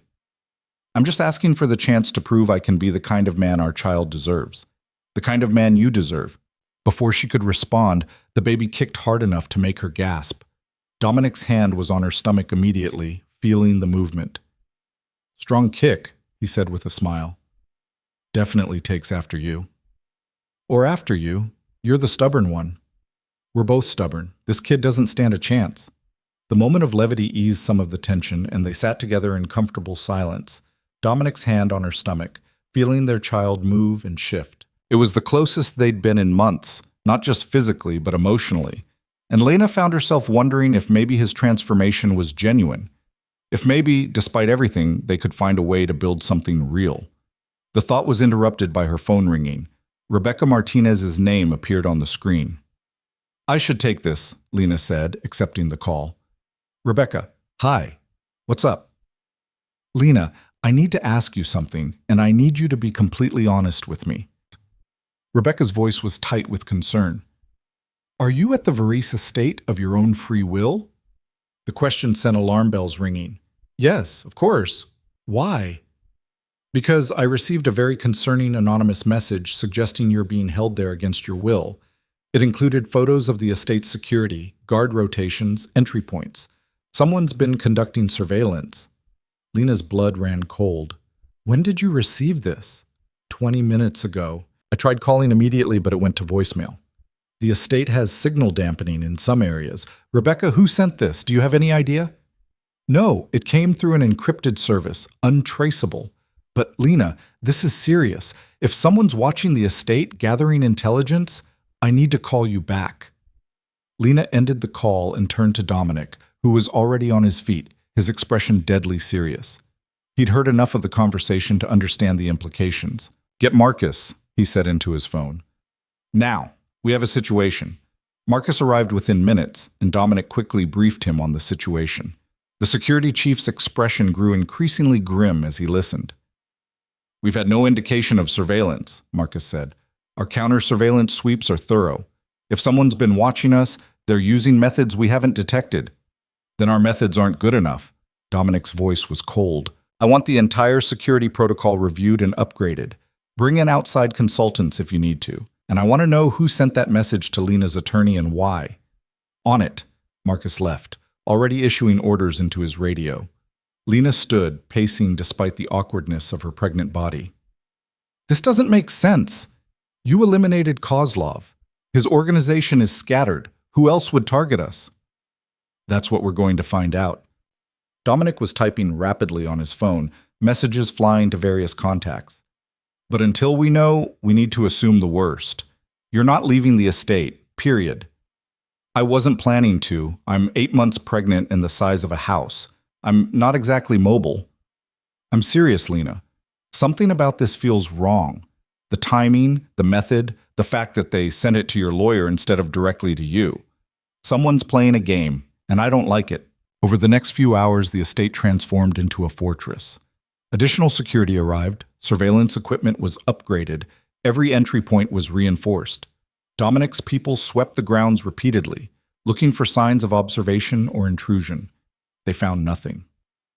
That night, Lena lay in bed unable to sleep, listening to footsteps in the hallways as guards patrolled.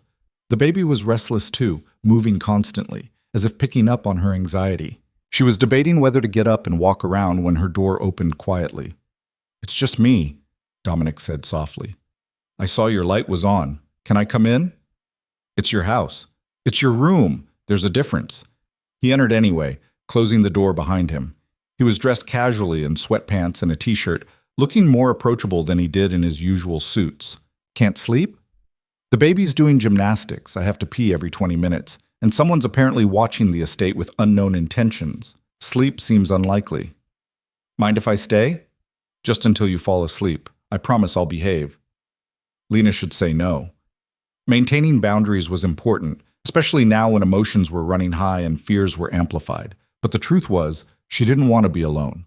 Not tonight. "Stay," she said, shifting over to make room. Dominic settled on top of the covers beside her, maintaining a careful distance. They lay there in the semi-darkness, listening to the sounds of the estate settling around them. "Tell me something true," Lena said finally. "Something you've never told anyone else." "Why?" "Because I'm scared, and distraction would be helpful, and because I want to know who you really are beneath all the layers." Dominic was silent for so long she thought he might not answer. Then he spoke, his voice quiet in the darkness. "When I was 12, my parents were killed in what everyone said was a car accident, but I knew better. I saw the men following us that day. I saw my father's face when he realized what was happening, and I heard him tell my mother he was sorry, that he'd tried to protect us but failed." He paused. "The accident was staged by a rival family. My grandmother knew it too, but she couldn't prove it, couldn't fight back without starting a war she couldn't win. So we pretended to believe the lie." "Dominic, I spent the next 10 years preparing, learning, watching, building connections and power. And when I was strong enough, I went after every person who'd been involved in killing my parents. It took 3 years, but I found them all. And I made them pay." The revelation hung heavy in the air. Lena had known Dominic's empire was built on violence, but hearing the origin story made it real in a way that statistics and news reports never could. "How old were you when you finished?" she asked. 25. By then, I'd built enough power that no one could touch me. But I was also completely alone. My grandmother had died the year before. I had money and influence and fear, but no one who actually knew me. No one who cared whether I lived or died beyond what it meant for their business interests. That sounds lonely. It was. It is. He turned his head to look at her.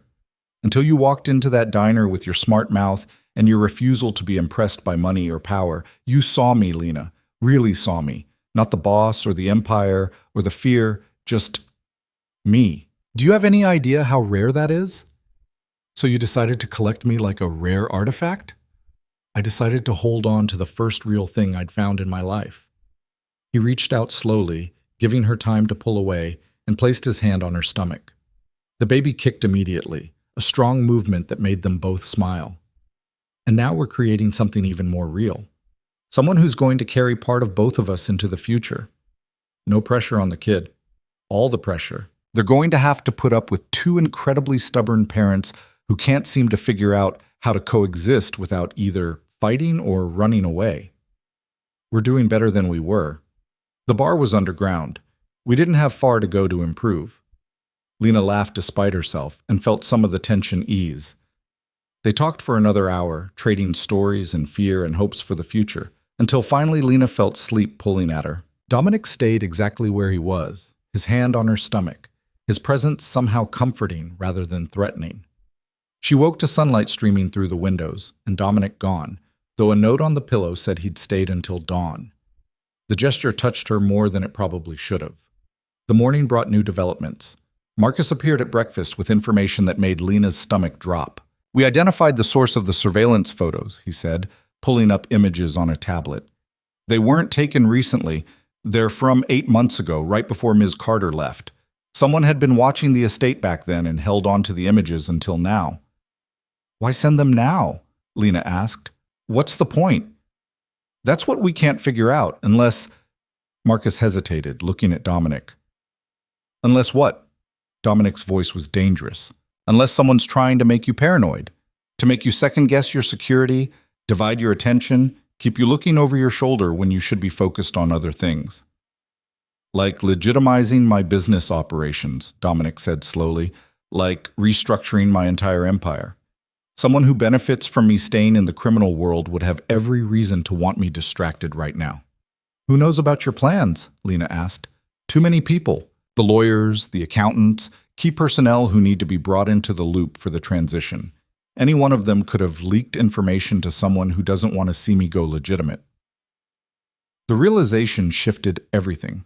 This wasn't about kidnapping or ransom or attacking Dominic's family. This was about sabotaging his attempt to leave the criminal world behind. So what do we do? Lena asked. We don't take the bait. We maintain security, but we don't let fear control us. And we keep moving forward with the transition. Dominic's expression was determined. Whoever's behind this wants me to stay in the life. The best revenge is proving I can leave. The next 3 weeks passed in a strange limbo of heightened security and cautious normalcy. Lena continued her preparations for the baby's arrival, attending virtual prenatal appointments and reading every parenting book she could find. Dominic split his time between managing the business transition and hovering near Lena with increasing frequency as her due date approached. You know I'm not going to spontaneously explode, right?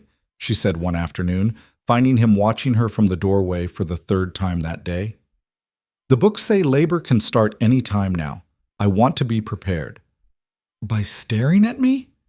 By being available if you need anything. What I need is for you to relax. You're making me nervous.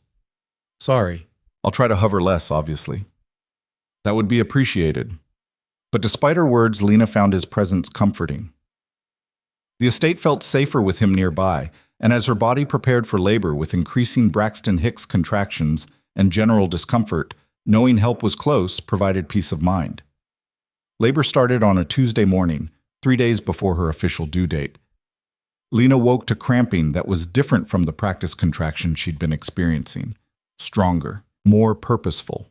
She lay still for a moment, timing them, and felt a flutter of excitement mixed with terror when they came at regular intervals. This was it. The baby was coming. Dominic, she called, knowing he was in the next room. He appeared so quickly he must have been awake and waiting. What's wrong?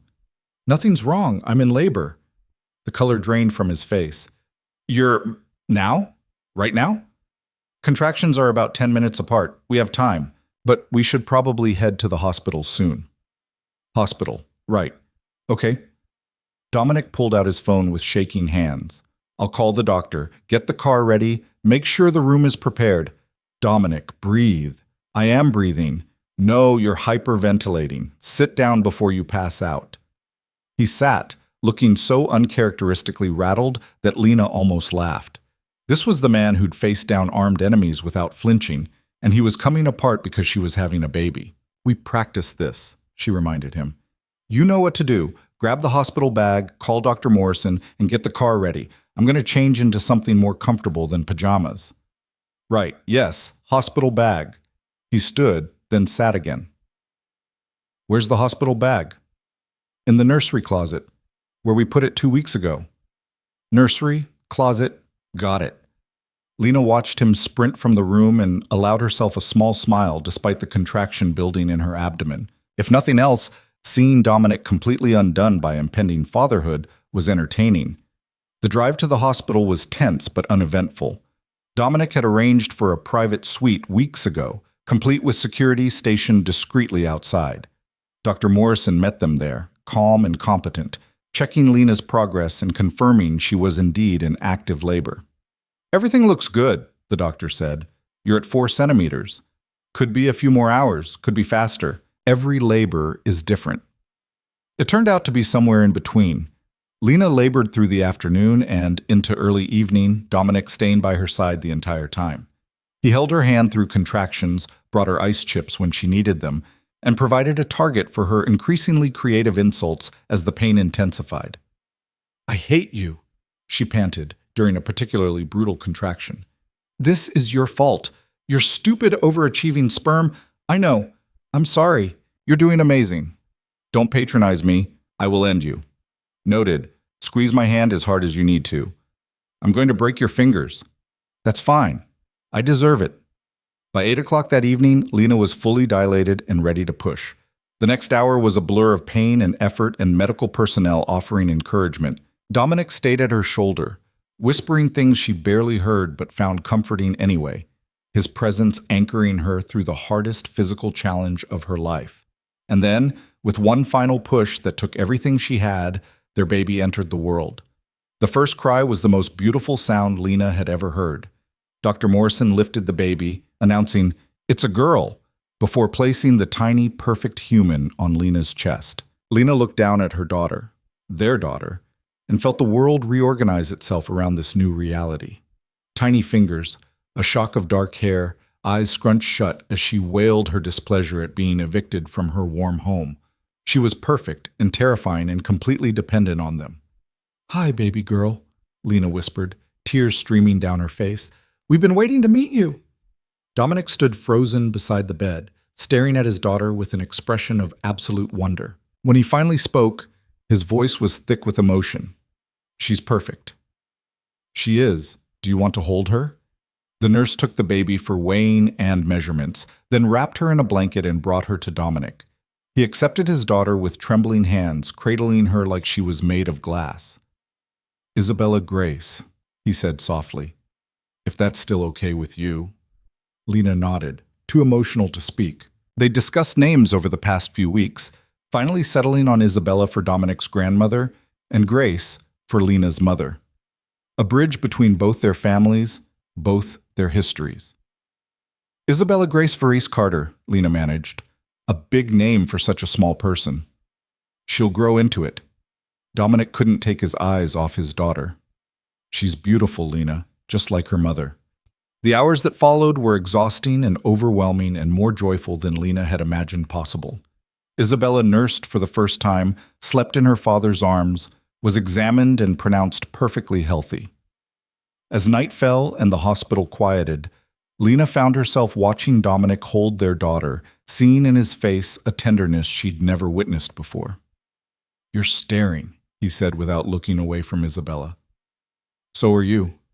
Can you blame me? I helped make this perfect tiny human. It's miraculous. It's biology. Biology doesn't explain why I feel like my heart is going to explode every time she makes a sound, or why I'm already planning how to protect her from every possible danger in the world. That's called being a parent. Welcome to the club." Dominic finally looked up at her. "Thank you for carrying her, for bringing her safely into the world, for giving me this gift. I don't have words for what it means."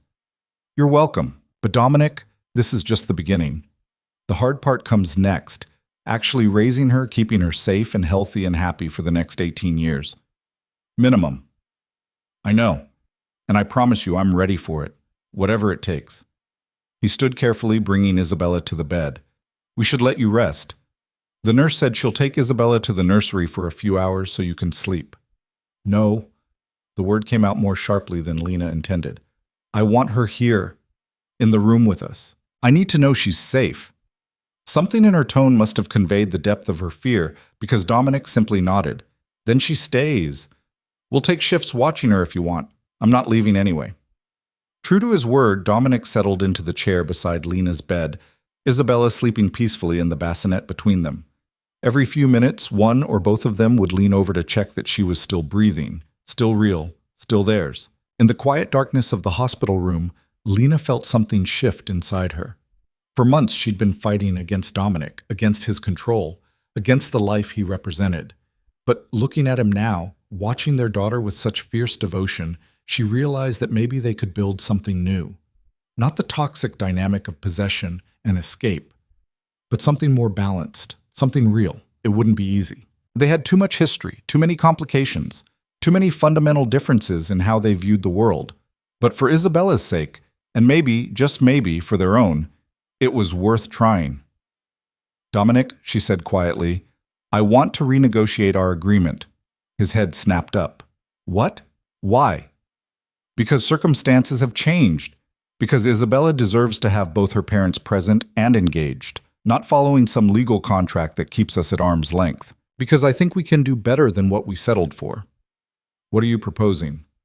I want us to try, really try. Not as adversaries negotiating terms, but as partners figuring out how to raise our daughter together. Living in the same house, making decisions together, building something that looks like a family, even if it doesn't fit the traditional mold. Dominic's expression was unreadable. Are you sure? A week ago you were insisting on separate wings and strict boundaries. A week ago I hadn't held our daughter yet, hadn't seen you with her. Things are different now. They are. He moved to sit on the edge of her bed, close enough to take her hand. I want that too, Lena. More than I can express. But I need you to know that I'm still committed to changing my life. To being someone Isabella can be proud of. That doesn't change. I know, and I'm going to hold you to it. Good. I'd expect nothing less. Isabella stirred in her bassinet, making a soft sound that had both parents immediately on alert. But she settled again, one tiny fist escaping the blanket to wave aimlessly in the air. We're going to figure this out, Lena said with more confidence than she felt. One day at a time. One day at a time, Dominic agreed, squeezing her hand. Together. The first weeks with Isabella were a blur of sleepless nights, diaper changes, and the steep learning curve of new parenthood. Lena had read all the books, attended all the classes, but nothing truly prepared her for the reality of being responsible for another human being 24 hours a day. Dominic surprised her by being genuinely helpful rather than just hovering. He changed diapers without complaint, walked the halls at 3 a.m, soothing a crying baby, and somehow managed to function on even less sleep than Lena while still running his increasingly legitimate business empire. How are you not dead? Lena asked one morning, finding him in the nursery with Isabella, both of them wide awake at 5 a.m. You slept maybe 2 hours last night. I've functioned on less during business negotiations that lasted days. He adjusted Isabella in his arms, supporting her head with the practiced ease he'd developed quickly. Besides, I don't want to miss anything. She changes every day. Gets a little bigger, a little more alert. If I sleep, I might miss something important.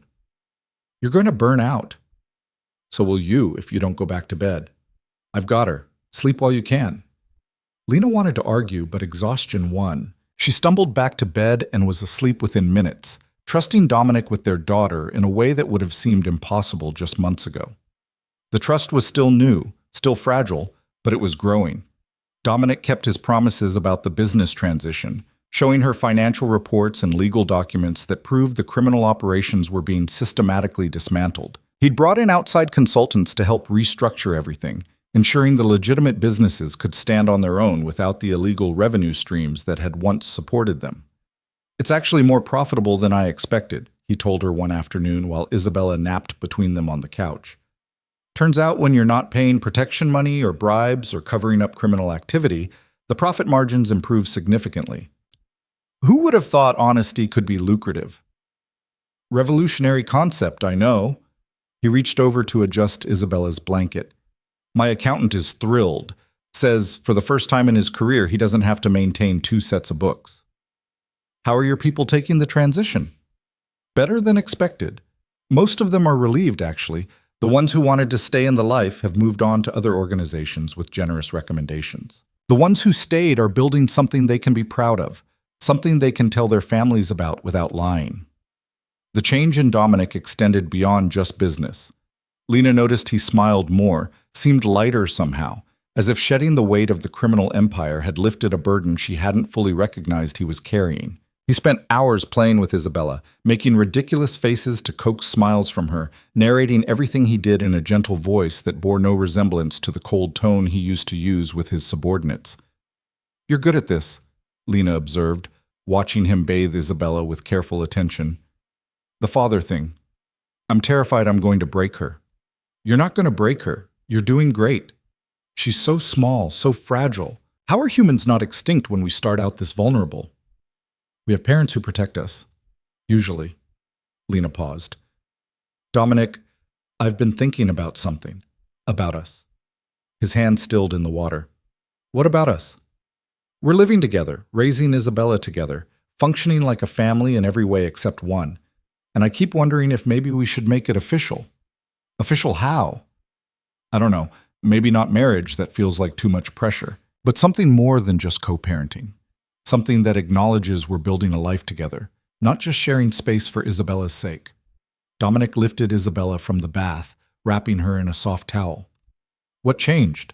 A month ago you were still insisting on separate wings and independence. A month ago I was still fighting against the past. But I'm starting to think maybe I should be fighting for the future instead." Lena took Isabella, holding her close. "You've changed, Dominic, really changed. And I think I need to acknowledge that instead of waiting for you to revert to who you were, I could still revert. Change is hard, and I'm learning as I go. So am I. We both are. But maybe that's okay. Maybe perfect isn't the goal. Maybe good enough is actually good enough." Dominic reached out and tucked a strand of hair behind Lena's ear, the gesture tender and intimate. "I want more than good enough with you. I want extraordinary. I want the kind of partnership where we challenge each other to be better, where we build something that's greater than the sum of its parts." That's very poetic for a former crime boss. "I've been reading, trying to expand my emotional vocabulary." He smiled. "The parenting books all say it's important to express feelings clearly." "And what are your feelings?" "Clearly, I love you." The words were simple but weighted with meaning. "I think I've loved you since that first night in the diner when you laughed at my expensive suit and treated me like a regular person instead of someone to fear. I loved you when you ran, even though it nearly destroyed me. And I love you now, watching you be the amazing mother I knew you'd be. I love you, Lena, completely and without reservation." The declaration hung in the air between them. Lena's heart was racing, her mind cycling through years of complicated history and the fragile present they'd built. "I don't know if I love you," she said honestly. "I care about you. I respect what you're becoming. I trust you with our daughter. But love? That feels like something I need to be sure about before I say it." "That's fair. Take your time. I'm not going anywhere." "You say that now, but what happens when I'm difficult? When I push back against decisions or insist on doing things my way? Then we negotiate. We compromise. We figure it out together like adults." Dominic took Isabella back, cradling her against his chest. "I'm not asking for perfect agreement on everything. I'm asking for partnership, for the chance to prove that we can build something real." Before Lena could respond, her phone rang. Rebecca Martinez's name flashed on the screen, and Lena felt her stomach tighten. Calls from her attorney were rarely social. "Rebecca, hi. What's going on?" "Lena, I have news. We identified who sent those surveillance photos." Rebecca's voice was tight with controlled anger. "It was Martin Chen." Lena's mind raced, trying to place the name. "Who's Martin Chen?" "Your former attorney, the one who drafted your initial agreement with Dominic before you came to me." The revelation hit like ice water. Martin Chen had been the lawyer Dominic recommended when they first negotiated terms. She'd only worked with him briefly before switching to Rebecca, uncomfortable with how closely aligned he seemed with Dominic's interests. Why would he do that? Lena asked. Money, most likely. Someone paid him to create chaos, to make you doubt the security at the estate and question whether you were safe. We're still tracking down who hired him, but preliminary evidence suggests it was someone within Dominic's former organization. Someone who didn't want to see him go legitimate. Dominic had gone very still, listening to the conversation. When Lena ended the call, he was already on his phone, issuing rapid orders. I want Chen found, now, and I want to know everyone he's been in contact with for the past 6 months. Someone in my organization betrayed me, and I want names. Dominic, this ends today. His voice was cold, the crime boss emerging beneath the doting father. No one threatens my family and walks away. No one. Wait, just wait. Lena placed a hand on his arm. You're doing it again.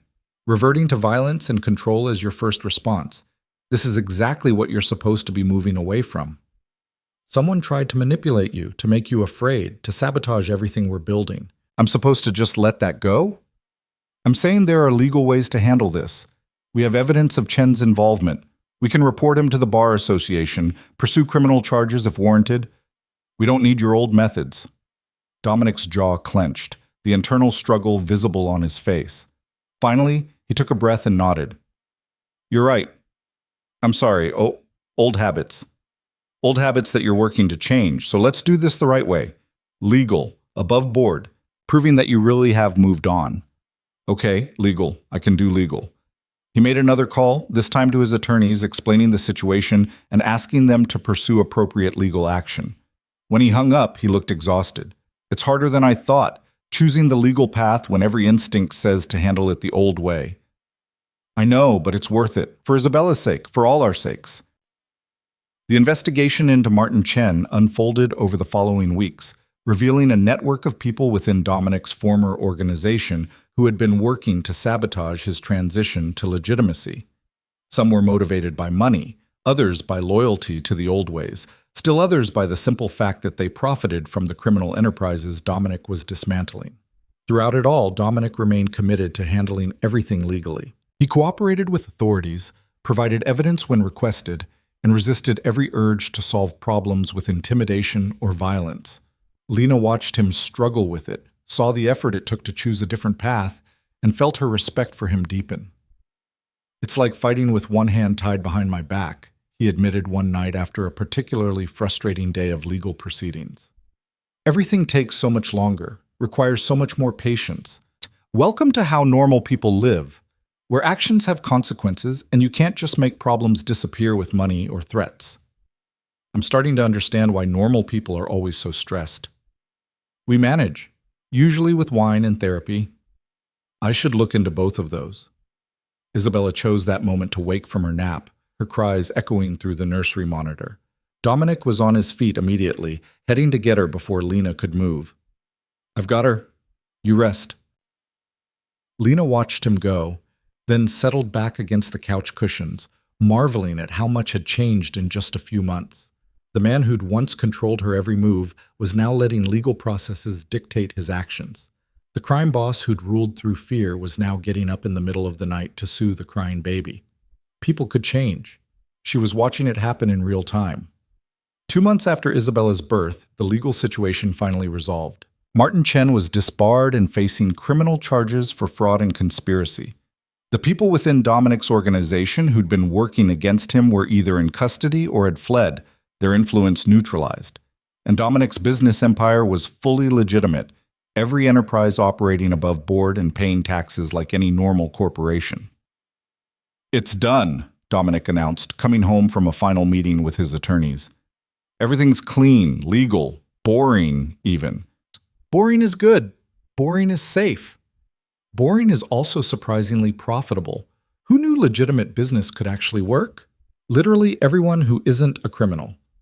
Fair point. He crossed to where Lena sat with Isabella, dropping a kiss on his daughter's head before settling beside them. I have something for you, a proposal. If this is about marriage again, it's not about marriage. Not exactly. He pulled out a folder, handing it to her. It's about partnership, real partnership. Lena opened the folder and found herself looking at legal documents. A new agreement, far more comprehensive than the one they'd originally signed. But as she read through it, she realized it wasn't about control or boundaries. It was about building something together. The documents established a joint trust for Isabella, with both parents having equal say in major decisions. They outlined shared custody that wasn't really custody because they were living together, but provided protection if circumstances changed. They detailed financial arrangements that gave Lena real independence while acknowledging their shared responsibility for Isabella. But the most surprising element was a business proposal.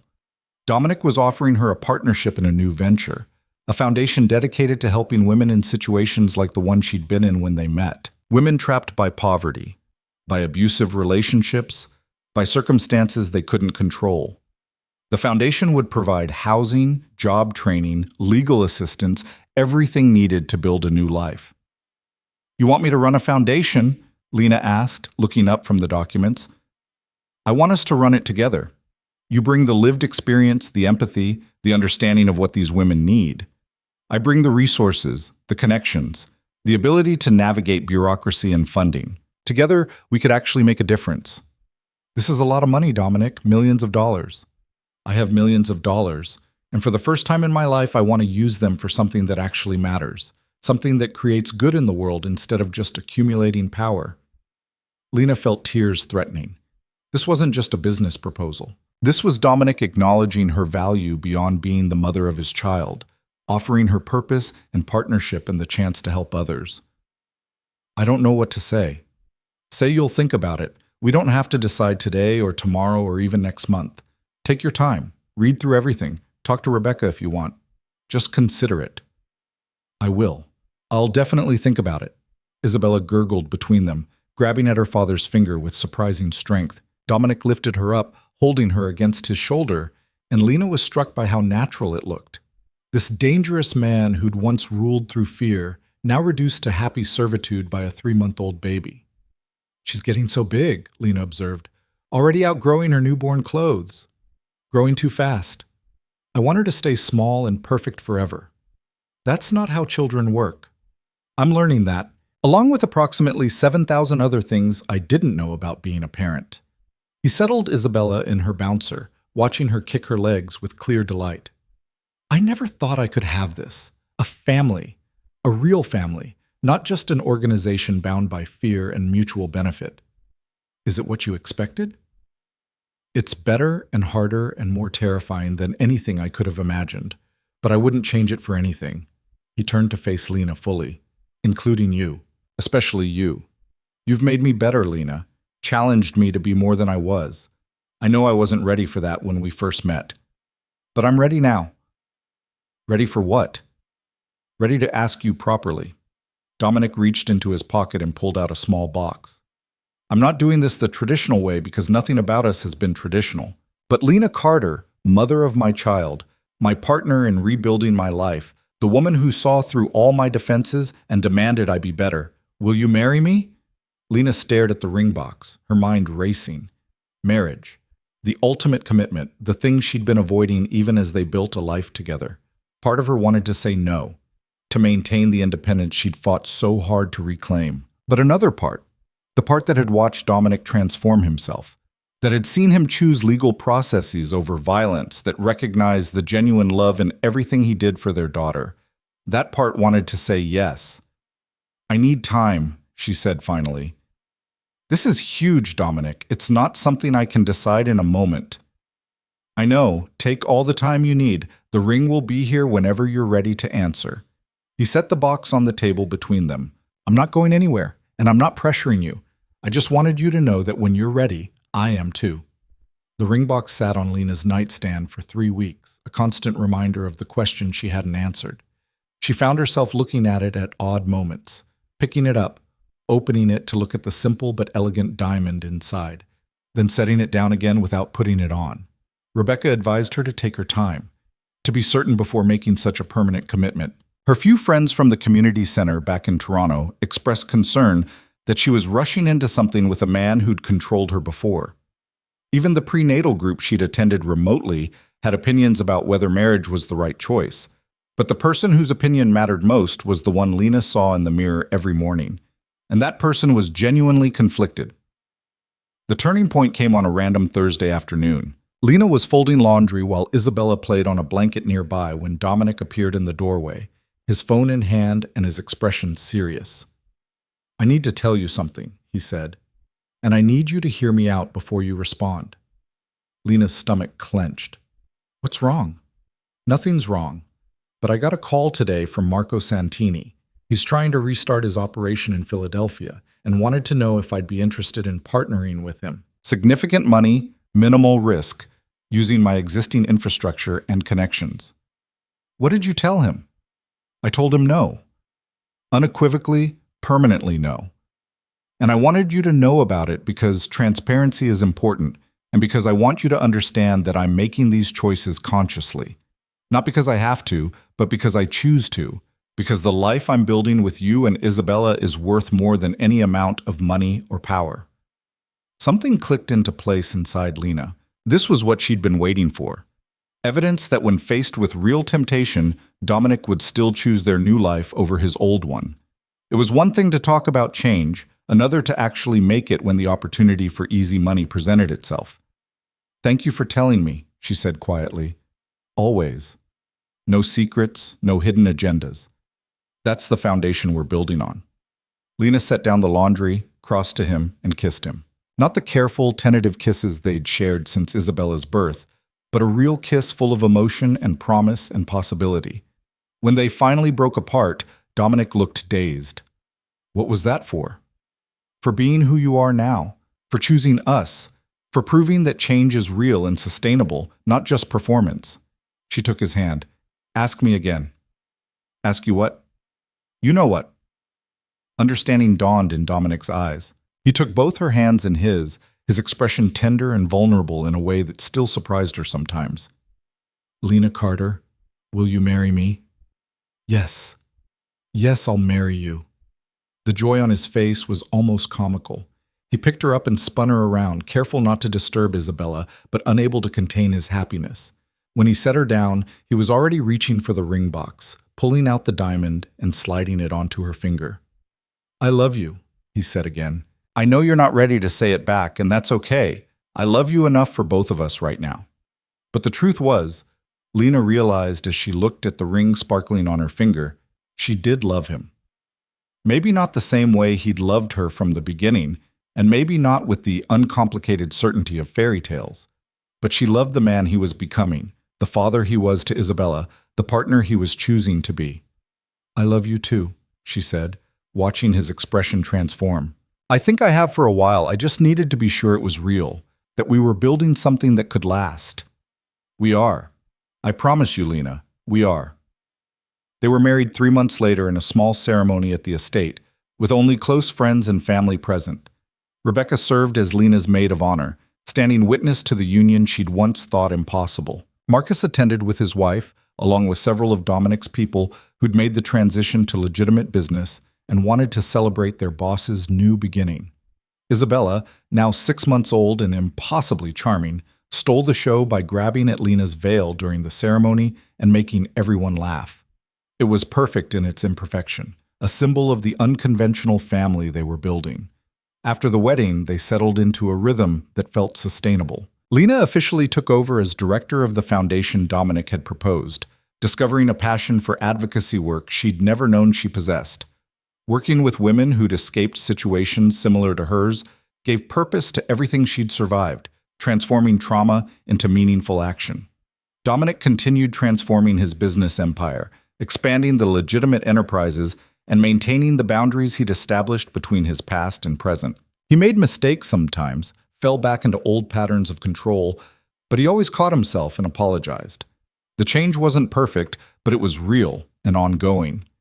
Isabella grew from baby to toddler, developing a personality that was equal parts her mother's determination and her father's intensity. She was fearless and curious and utterly loved by parents who'd traveled an impossible road to build the family she deserved. 1 year after the wedding, Lena found herself standing at a fundraising gala for the foundation, watching Dominic work the room with natural charm that was now dedicated to helping others rather than building criminal empire. He caught her eye across the room and smiled, a private moment of connection that acknowledged everything they'd overcome to reach this point. "Penny for your thoughts?" Rebecca appeared beside her with champagne. "Just thinking about how far we've come. A year and a half ago, I was running from him. Now I'm running a foundation with him. Life is strange that way, full of unexpected transformations. Do you think it'll last? The change? I mean, the legitimate business, the foundation, all of it? Honestly, I think Dominic would burn his entire empire to the ground before he'd risk losing you and Isabella. That's real motivation for change, the kind that lasts." Rebecca clinked her glass against Lena's. "Besides, I've seen the quarterly reports. Legitimate business is working for him. He's actually happier than he was running criminal operations. He says the same thing, that being able to sleep at night without worrying about federal investigations or rival organizations is worth the decreased profit margins. Smart man. He finally figured out what actually matters." As if summoned by their discussion, Dominic appeared with Isabella on his hip. Their daughter was wearing a tiny version of Lena's dress, giggling at something her father had said. "Mama." Isabella reached for Lena, who took her with practiced ease. "Having fun with Daddy?" "We've been networking," Dominic said with mock seriousness. "Isabella's very popular with donors. She's already secured 3 large commitments just by being adorable. That's my girl, using her powers for good. Just like her mother." He slipped an arm around Lena's waist, pulling her close. "I have news. The paperwork finally cleared on the Philadelphia expansion. The foundation is officially opening a second location." "Dominic, that's incredible. Do we have the funding secured?" "Fully funded for the first 2 years. After that, we'll need to fundraise, but I'm confident we can make it work." He kissed the top of Isabella's head. "We're helping people, Lena. Really helping them. Making a real difference." "We are. And it feels amazing." The gala continued around them, donors mingling, staff coordinating, success stories being shared by women the foundation had helped. This was their legacy now, not criminal enterprises or accumulated power, but genuine positive impact on people's lives. Later that night, after Isabella was asleep and the event had ended, Lena and Dominic sat on the terrace overlooking the estate grounds. The same grounds she'd fled across in the rain 18 months ago, desperate for freedom. Now she was here by choice, building a life she'd never imagined possible. "Do you ever regret it?" Dominic asked quietly. "Staying with me instead of running again when you had the chance? Sometimes I wonder what my life would have looked like if I'd stayed in Toronto, raised Isabella alone, never given you another opportunity. But regret? No. This is harder in some ways, more complicated, definitely messier, but it's also richer, more meaningful. We're building something real together, and that's worth the complications. I regret how we started, the control, the possession, all the ways I tried to keep you without understanding that you can't keep someone who doesn't want to stay. But you learned, you changed, that's what matters. Because you demanded it, because you refused to settle for less than you deserved." He took her hand, running his thumb over her wedding ring. "I'm a better person because you wouldn't let me be anything less. You're a better person because you chose to be. I just provided motivation. Essential motivation." He pulled her close, and they sat together in comfortable silence, watching the moon rise over the Hudson Valley. Somewhere inside, Isabella slept peacefully in her nursery, unaware of the complicated history that had brought her parents together. She would grow up knowing only that her father ran successful businesses and her mother helped women in crisis. She would know safety, stability, and love that came without conditions or control. She would have choices, real choices, about her education, her interests, her future. Everything Lena had promised her that night in the Toronto apartment when she was still unborn and the future was uncertain. "I've been thinking," Lena said, breaking the silence, "about expanding my role at the foundation, maybe going back to school, getting a degree in social work or nonprofit management, making this a real career instead of just something I fell into. I think that's an excellent idea. You're a natural at it, and formal training would only make you more effective." Dominic shifted to look at her. "Whatever you need to make it happen, time, resources, childcare for Isabella, just say the word." "Just like that?" You're not worried about me being too independent? Lena, your independence is what makes you extraordinary. Why would I want to limit that? He smiled. Besides, I learned my lesson about trying to control you. It doesn't work, and it nearly cost me everything. You really have changed. I'm still changing. Every day I'm learning how to be better. For you, for Isabella, for myself. The work never stops. Good. Because the minute you stop trying is the minute we start having problems. Noted and accepted. They talked for another hour, planning the foundation's expansion, discussing Isabella's upcoming first birthday party, debating whether they were ready for another child someday. Normal conversations between partners building a shared future, remarkable only in how unremarkable they'd become. When they finally went inside, Lena paused at Isabella's nursery door. Their daughter was sleeping peacefully, one arm thrown above her head, her expression content. The room was different from the one Dominic had prepared in the estate months ago. Lena had redecorated, adding her own touches, making it truly theirs rather than his. She's perfect, Dominic whispered from behind her. She is, and she's going to have the childhood we never did. Safety, stability, parents who work together instead of tearing each other apart. She's going to have everything we can give her, and when she's old enough to understand, we'll tell her our story. All of it, including the complicated parts. She'll probably write a therapy-heavy memoir someday. Probably. But she'll know she was loved. Absolutely, unconditionally loved. That's more than many people get. They stood together watching their daughter sleep. Two people who'd started as adversaries and become partners, who'd fought through impossibility to build something real. It wasn't a fairy tale. There was no perfect happy ending where all problems disappeared, but it was honest and hard-won and theirs. Lena thought about the woman she'd been when she first met Dominic, broke, struggling, dreaming of a life beyond the diner's fluorescent lights. That woman would be shocked by where she'd ended up, married to a former crime boss, running a foundation, raising a daughter in an estate she'd once fled like a prisoner escaping confinement. But that woman had also been braver than she'd known, strong enough to run when running was necessary, strong enough to stay when staying became possible, strong enough to demand change and wait for it to actually happen. Come to bed, Dominic said softly, taking her hand. Isabella will be up in a few hours anyway. We should sleep while we can. Lena let him lead her away from the nursery, down the hallway that had once felt like a maze of control and now felt like home. They'd built this together, not just the house or the foundation or the legitimate business empire, but the trust that made it all possible.